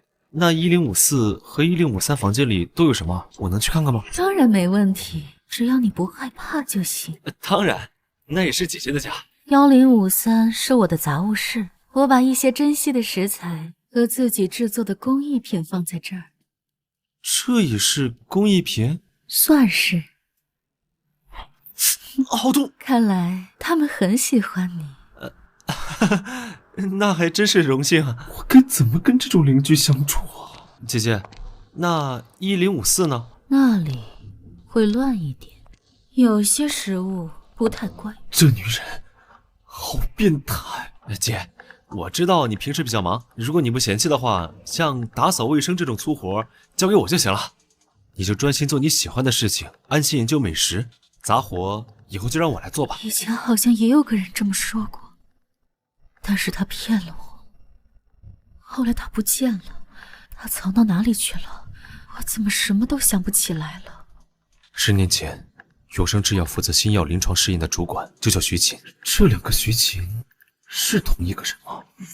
姐，你怎么了？如果你身体不舒服，就先回房间，我去把6楼那些家伙引出来。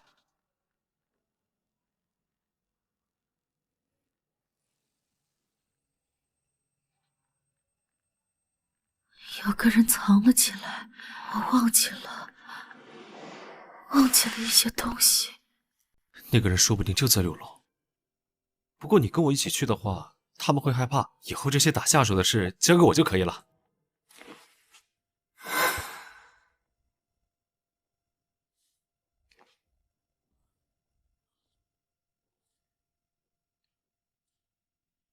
第一次来6楼，对我来说是一次新的突破。楼长以前住10楼，他的房间里应该藏着非常重要的东西，我得想办法去顶楼看看。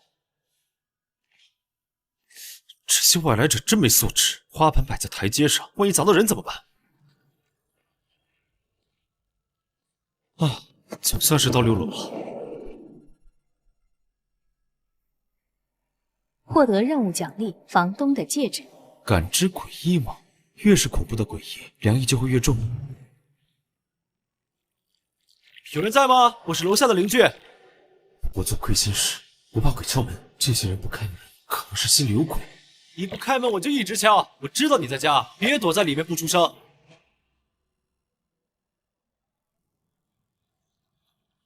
住在1064的邻居你好，我知道你在家。你们的一位家人碰巧被我遇到，他有东西让我带给你们。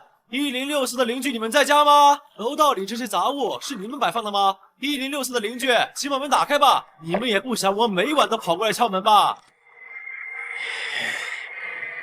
你他妈有病啊！你这人怎么说话的？我是来做好事的。你们是不是以为家人不见了？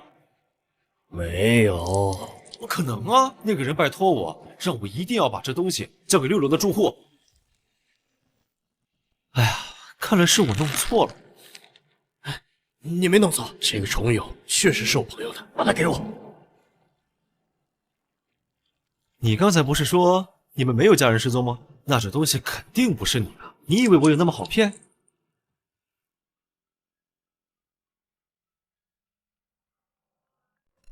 给你的东西是不是一个留着长头发的女人？被毁了容，身上纹着一只人面蝴蝶。不是她的话，那应该是一个体型粗壮、眉毛附近有疤痕的男人。那人是我兄弟，前几天下午后就再也没回来。给我虫蛹的是这个男人，当时想要让我暂时来保管这枚虫蛹。哎，要说起来，他还救了我一命。如果没有他帮我，真的让怪物弄死了。现在可以把虫蛹给我了吗？这东西对你来说没什么用，还会带来厄运。从你身上没有感受到一丝一毫对兄弟的关系，你在乎的好像只有虫蛹。我现在很怀疑你真的是朋友，不能把他那么看重的东西交给一个陌生人。如果你真想报答他，就把东西给我。如果你能证明他是你，我就给你。房间里有很多他的东西，不信进来看。那你还不赶紧拿出来？这就是你求人的态度吗？这就去给你拿。要墨迹？看什么看？你有红眼病吗？你是不是患有癫痫啊？去把下咒的遗照拿过来。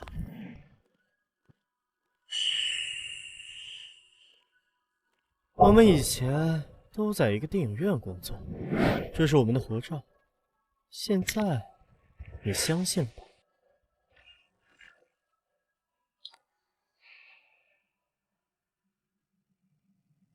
仅凭一张照片，我还是不能相信你的。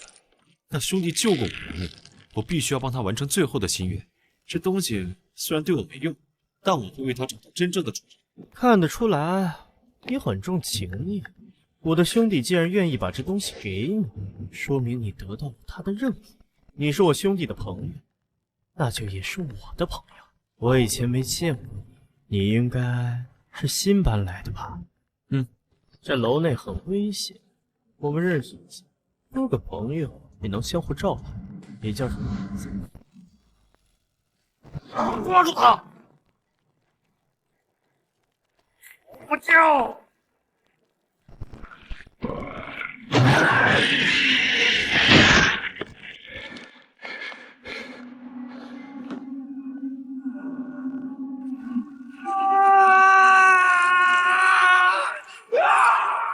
闭嘴！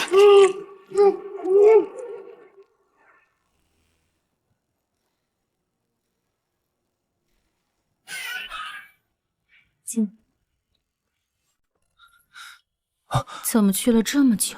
跟我没关系，主要他们想要和我做朋友，就那种可以肝胆相照、两肋插刀的朋友。那他们现在确实是做到了。他们身体里的黑线是什么？这些从小区外面进来的人，他们身体里都有这种黑线，好像是一种诅咒。诅咒？大部分外来者身体里都有这种黑线，他们自身的意识已经泯灭，在黑线的刺激下，他们会变得疯狂嗜血。所以遇见他们，不要心服服，你不杀死他们，他们就会想尽一切办法把你弄死。姐，你慢慢料理。我去6楼看看外来者居住的房间里，说不定还藏着什么好东西。你现在最好别出去，刚才的声音听到了吗？那是什么东西发出的？我怀疑脚步声的主人很可能住在9楼。9楼有人住？应该有吧。我想要去10楼见楼长，必须要经过9楼。我劝你还是打消这个念头吧。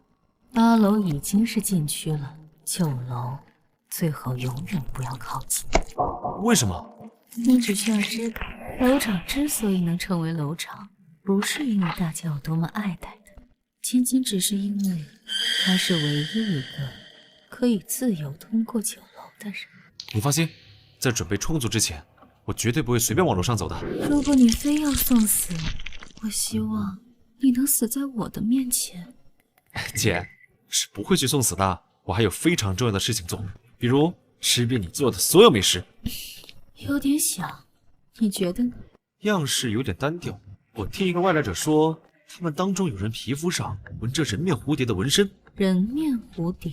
等我以后有新的线索，再告诉你。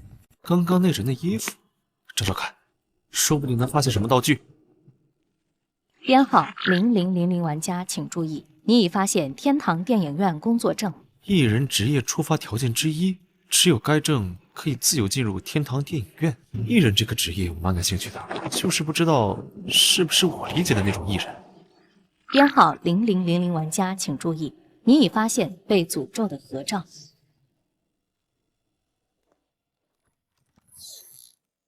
刺鼻的腥臭味儿，局里面的东西快出来。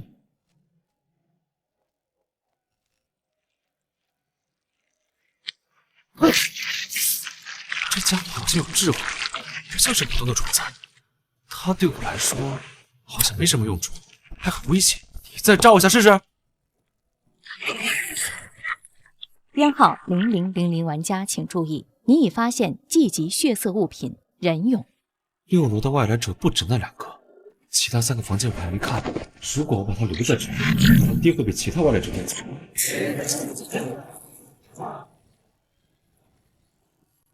姐，我又在6楼找到了一个人俑，它里面好像关着一个被诅咒的鬼，它很特殊。放心吧，我会把它养大的。可以随时退出游戏，我应该去见哭一面。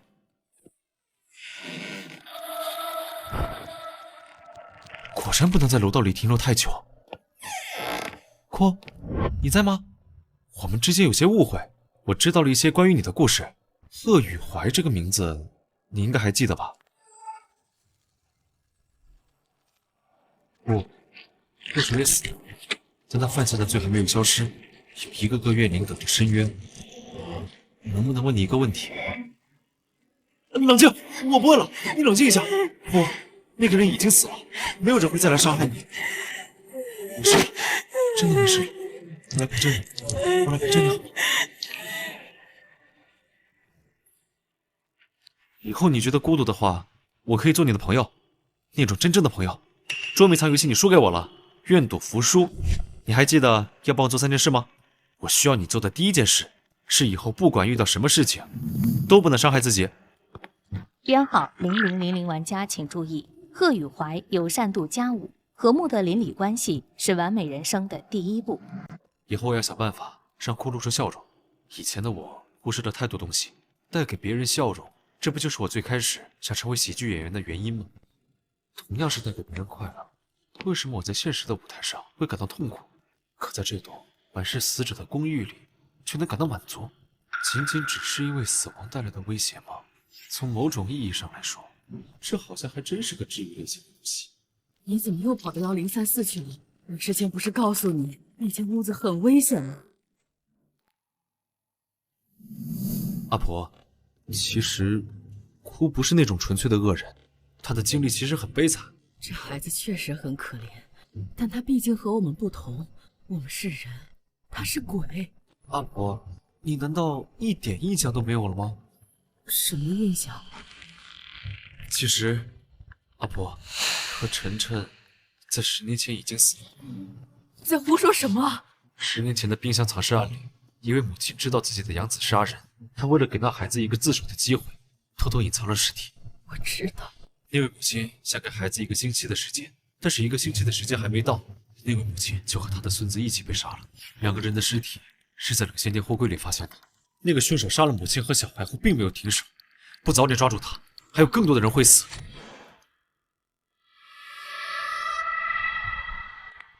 宽恕不会让杀人狂悔改，他只会变本加厉去伤害更多人。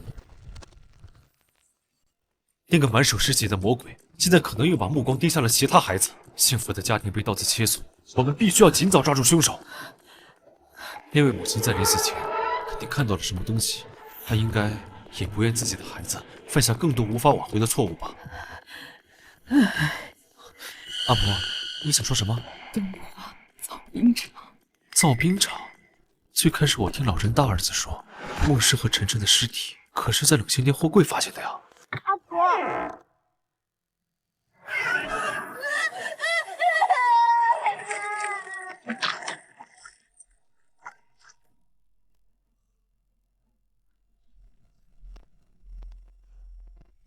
到底是怎么回事？公寓楼里，凡是能够好好交流的邻居，似乎都忘了自己已经死了这件事。他们甚至不知道自己是鬼，他们缺少了部分记忆，但同时也忘记了痛苦。梦师头颅里的怪物，是不是就是那段痛苦记忆的化身？难道这是以前那位楼长做的吗？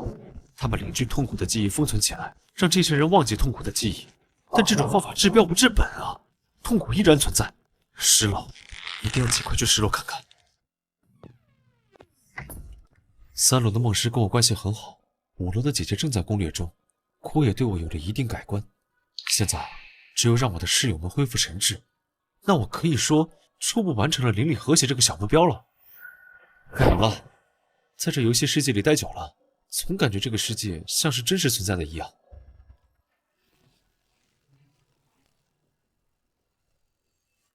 得去东华造冰厂看看，说不定会有什么线索。什么事？冰箱藏尸案中，冷线货柜可能不是第一死亡现场，梦石和晨晨的尸体被搬运过。这一点我们已经知道了。那你们知道第一死亡现场在哪吗？暂时还不能去。我带你过去。这里就是被害人的第一死亡现场。是，已经关停很久了，先进去看看吧。你别一个人往前冲，也不要离我太远，知道吗？没问题。造冰厂一定有存放冰块的冰库，但我们现在并没有看到。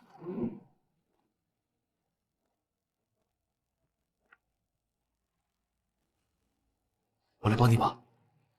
等下，一下冰窖有人，情况看起来不简单。那是什么？梦师的照片？难道有人在这里祭奠他？好了，是吗？这就是梦师死前的冰冷感吗？东华造冰厂应该是梦师死亡的第一现场，来此祭奠他的人肯定知晓内幕，并且和梦师关系亲密，极有可能就是梦师的3个孩子。孟老大在家里设置了古咒，没必要专门跑到这里。除去他以外，就只剩下孟长喜和孟长安。不也需要保持空气流通吗？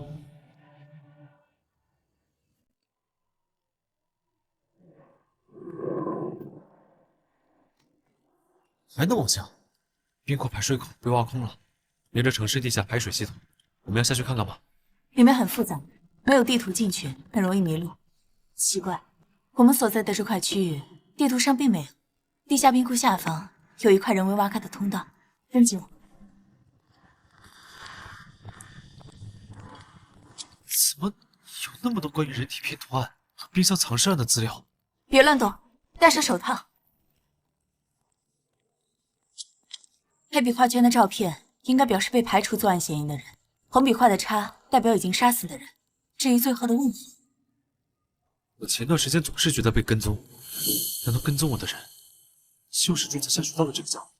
很有可能。不过他为什么要在你照片上画个问号？你在被他跟踪的时候有没有做什么特别的事？第一次被跟踪的时候是刚拍完《恶之花》，我跟你打电话说了一句，比起孟长喜，你们要注意一下孟长安。对，就是说完了这句话，听见身后传来声音的，对方应该是因为我这句话内心出现了波动。现在所有证据都指向孟长喜，你是唯一一个被他说话的人。你觉得真凶是孟长安？住在下水道的人会不会就是多年前失踪的孟长喜？洞穴里没有智能设备，可以屏蔽信号，很适合躲藏追查。冰库里有孟氏的相簿和照片，藏在这里的人是孟长喜的概率很大。这张照片是最近拍的，指纹残留比较清晰。我通知同事去对比照片里的建筑，然后调取监控。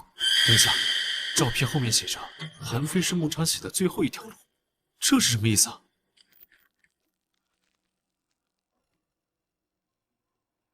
？9月2号，这不就今天？不对劲。输入时身份信息卡。永生制药分公司建筑结构草图，新富国际广场主会场地图。今天下午1点半，新富国际广场会举行一场推介会，宣传永生制药和深空科技推出的太空睡眠游戏舱。假如住在这里的人真的是孟长喜，他熟悉游戏推介会的目的是为了亲自过去，一边属于新认证证区，城市中心的电脑系统会时刻监测所有异常，他过去被发现的概率非常大。孟长喜不会为了游戏而冒险，他必须有不得不去的理由。代表永生制药参加活动的人有孟长安、孟长喜想去杀孟长安。我本来并不完全相信阴谋，看到这个洞穴后，我感觉事情没那么简单。昨晚深夜，局里收到了一份匿名资料，对方拿出了孟长喜就是冰箱藏尸案杀人凶手的铁证。铁证？我怎么不知道？这些录像记录着孟长喜以前填埋各种动物尸体的画面，有身体被肢解的小鸟、流浪猫。光看视频就知道这个人有多么变态。最主要的是，录像最后有一段偷拍下来的画面，孟长喜准备埋藏一具人尸。有问题，这只是填埋动物的过程，有没有虐杀动物的过程？就算没有，光是他最后准备埋尸体，就足够我们抓他了。警方最开始在孟长喜家里查到的线索，应该是孟长安刻意留下的。这个恶魔早已计划好了一切，他一直拿着孟长喜的把柄，一旦事情暴露，那他就把这些证据送出去。输入式身份信息卡是专门为残障人士准备的，比如有些公民脸部毁容，无法进行脸部识别；有些盲人不方便识别瞳孔等。孟长喜的那个身份卡不知道是从什么地方搞来的，如果那张卡来路有问题，最多5分钟，系统就能发出警告。也就是说，他进入会场之后，只有5分钟的时间来完成谋杀。孟长喜为什么会在我的照片后面写上最后一条路？难道他会来找我？快汇报王队，接下来的事情交给我们吧。你是不是还怀疑孟长安是凶手？我对孟长安的怀疑没有减少，不过你们说的没错，孟长喜掩埋尸体是事实，他确实犯罪了。魏有福的父亲为什么会这时候给我发信息？老爷子，你在家吗？正常人见到我这张脸，估计会吓得半死，但你却一点反应都没有。我果然没看错你，演员该只是你用来糊弄别人的职业吧？你还真猜错了，就是个搞喜剧的。你身上有一股我很熟悉的臭味。你去了东华造冰厂的下水道，你是怎么找到那里的？你的问题好多呀，孟长喜。已经很久没有人叫过我的这个名字了。放心，我对你没有恶意。魏有福的父亲在哪里？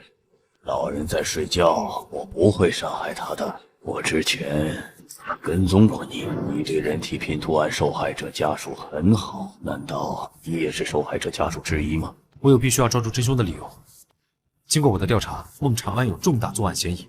不过让我奇怪的是，为什么会在几年前突然失踪？如果我不消失，下一个死的就是我和我的妻子。大哥和那个畜生全都疯了。大哥，孟长寿。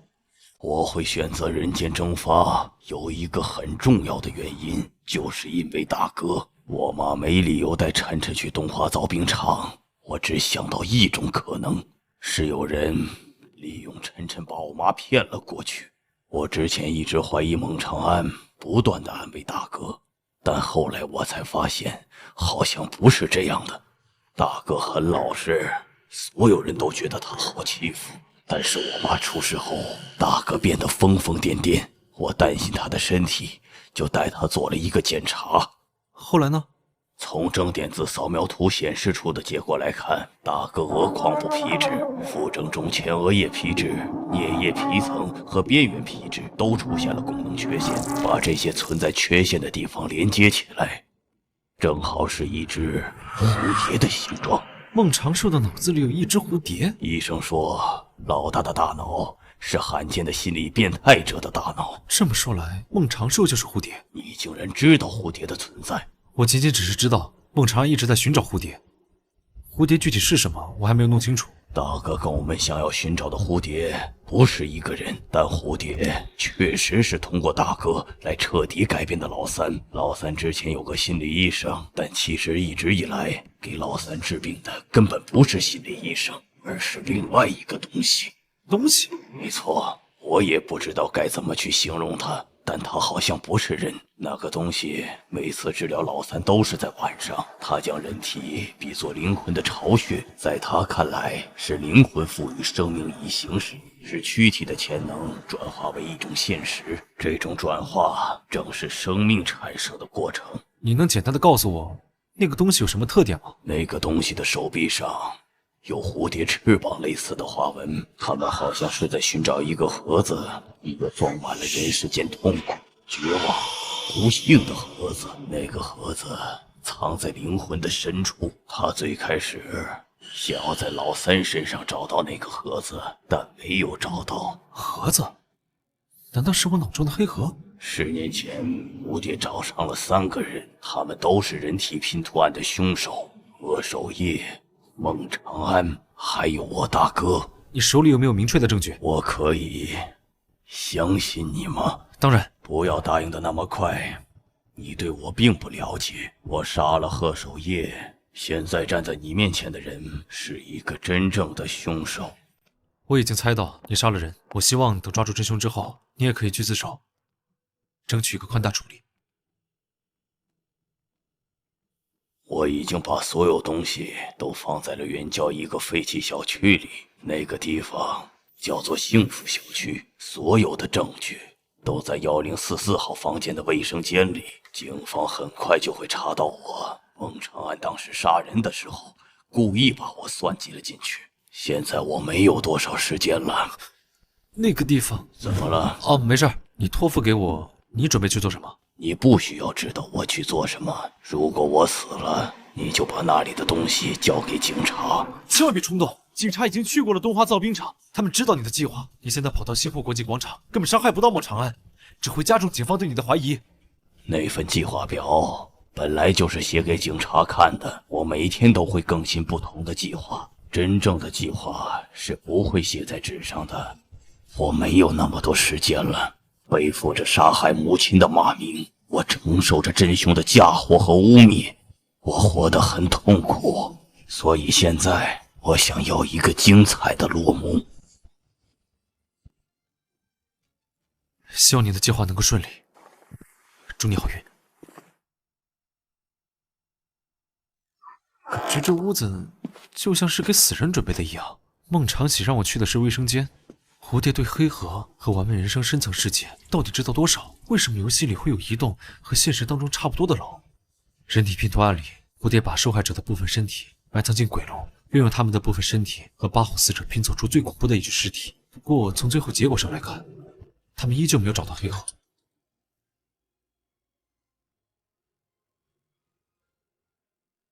孟长喜，我不会伤害这屋子里的任何一个人，但前提是你们不要掐断信号或者耍什么其他的伎俩。孟长安，我知道哪怕自己以生命为代价，可能也无法走到你身边和你交流，所以我只能用这样的方式。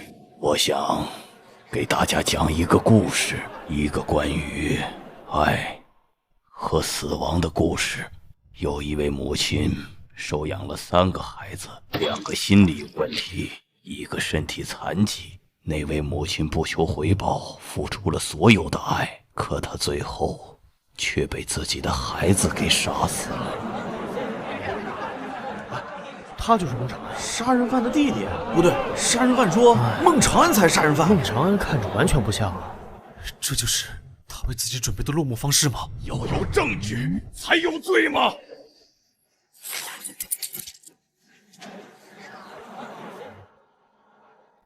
孟长安抓住了。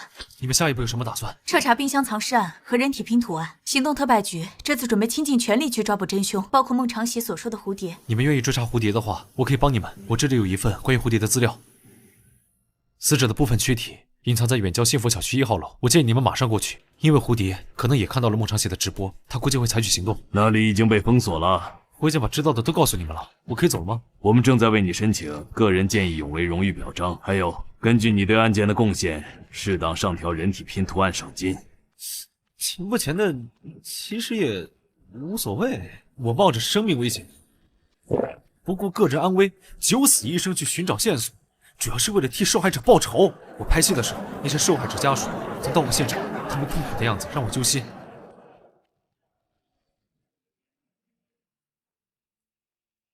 韩飞，你看到孟长喜的直播了吗？这案子应该马上就要破了，我们的等待是值得的。我看到了，什么时候回来拍戏？这次的剧本我们有现实可以参考。孟长喜最后的这一幕，如果能搬上荧幕，绝对会产生爆炸般的效果。我暂时没办法回去，我在警察局正在协助警方调查人体拼图案。你协助警方？韩飞对破案的帮助非常大，我们录完必要的信息就会放他回去，不会影响你们拍摄的。另外，还希望你们在拍摄的时候能够多多表现一下警察的正面形象。一定，一定。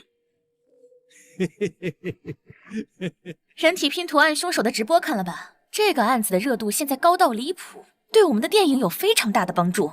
但是凶手竟然是我们的投资人孟长安，那詹乐乐……詹乐乐仗着自己带资进组，不仅嚣张，演技还差。这部剧有一个最合适的主演，他就是这部剧最完美的主角。谁？他叫韩飞。这个人是新晋的流量明星吗？不是。他有什么代表作品吗？没有。莫非他是哪个大公司要培养的新人？不是。没有流量，没有名气，没有作品，背后也没有公司。那你告诉我为什么选择他？因为他是警方破获人体拼图案的关键证人。10年前的人体拼图案就是因为他才能破获。警方已经在为他准备见义勇为的表彰大会，我亲自打电话确认过了。你想让破了这个案子的人来演这部戏的主角？欢迎来到完美人生。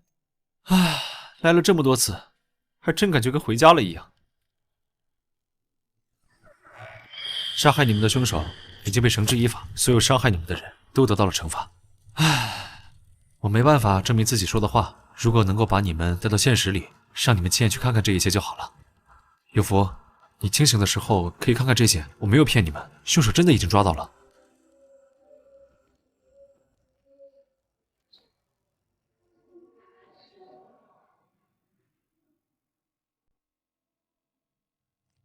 编号0000玩家请注意，你已成功越阶触发 F 级任务人体拼图。这栋公寓的7个房间里分别隐藏着7块人体拼图，你需要在楼内隐藏着7块人体拼图，注意这个数量和现实里幸福小区1号楼的藏尸点数量一致。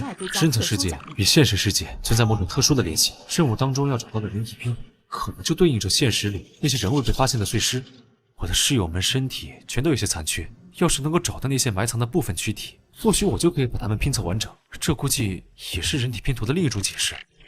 探索整栋公寓楼应该是游戏新手阶段的主线。6楼4个房间里已经有一个空了，只要徐琴愿意继续帮我，那清空另外3个房间也不难。我现在需要小心的是楼道里那个蹦蹦跳跳的脚步声。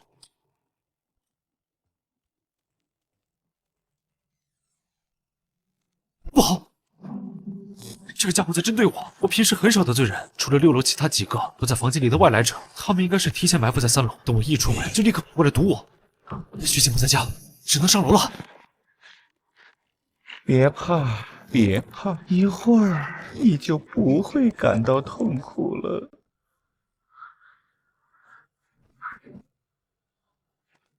烈血教的这些东西还真有用。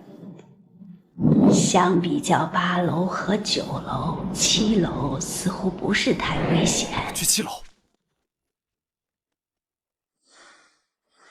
先进去躲一下。照不出人影的镜子，煽动者死的意思是不让触碰镜子，还是说不让在屋里随便乱动？算了，先把门关上。糟了，这么下去，我可能会被毒死在屋子里，躲到1074的其他房间里也不安全。我想要摆脱环境，只有利用他们进门的瞬间冲出去。编号0000玩家请注意，你已成功触发G级隐藏任务镜神的游戏。镜神的游戏任务开始后，镜子当中的你会模仿你的第一个动作，当他成功模仿过后，会新增添一个动作，你需要做出这个新的动作，然后再添加一个动作，让镜子里的你来模仿，以此循环往复。在不出现失误的情况下，坚持10分钟，任务成功。我真怀疑黄奕是在骗我，这深层世界里似乎随处都是隐藏任务。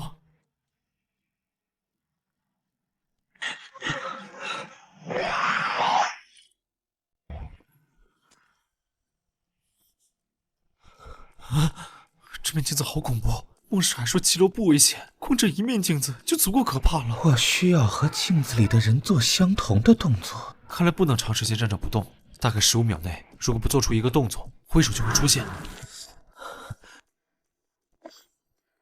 镜子里的我往身上捅了一刀，那我也跟着去做。这个隐藏任务叫做镜神的游戏，镜神指的就是客厅里的镜子吗？他通过模仿活人，让自己有更多的人性，然后再把活人和鬼关进镜子当中。搞错了，他不断模仿人的行为举动，是想要自己成为人。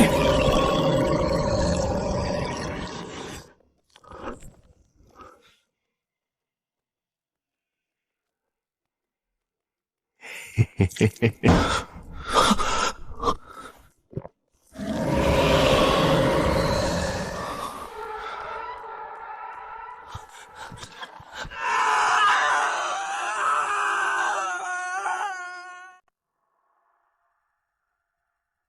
这个镜子阴晴不定，我要遵守游戏规则。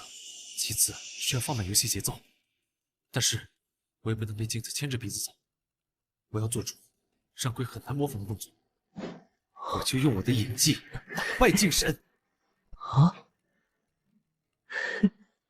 这么拖下去对我有利。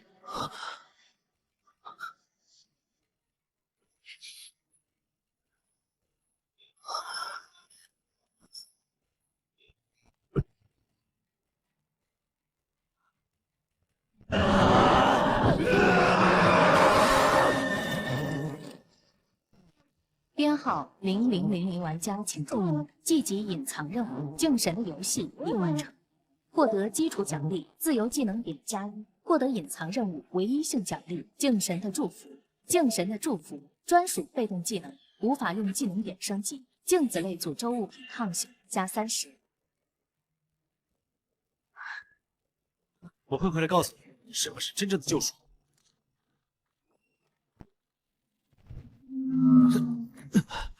啊，好险！在那个阴间世界里，真是一点都不能大意。你来拍摄现场一趟，我这有件特别重要的事情告诉你。哦，好的。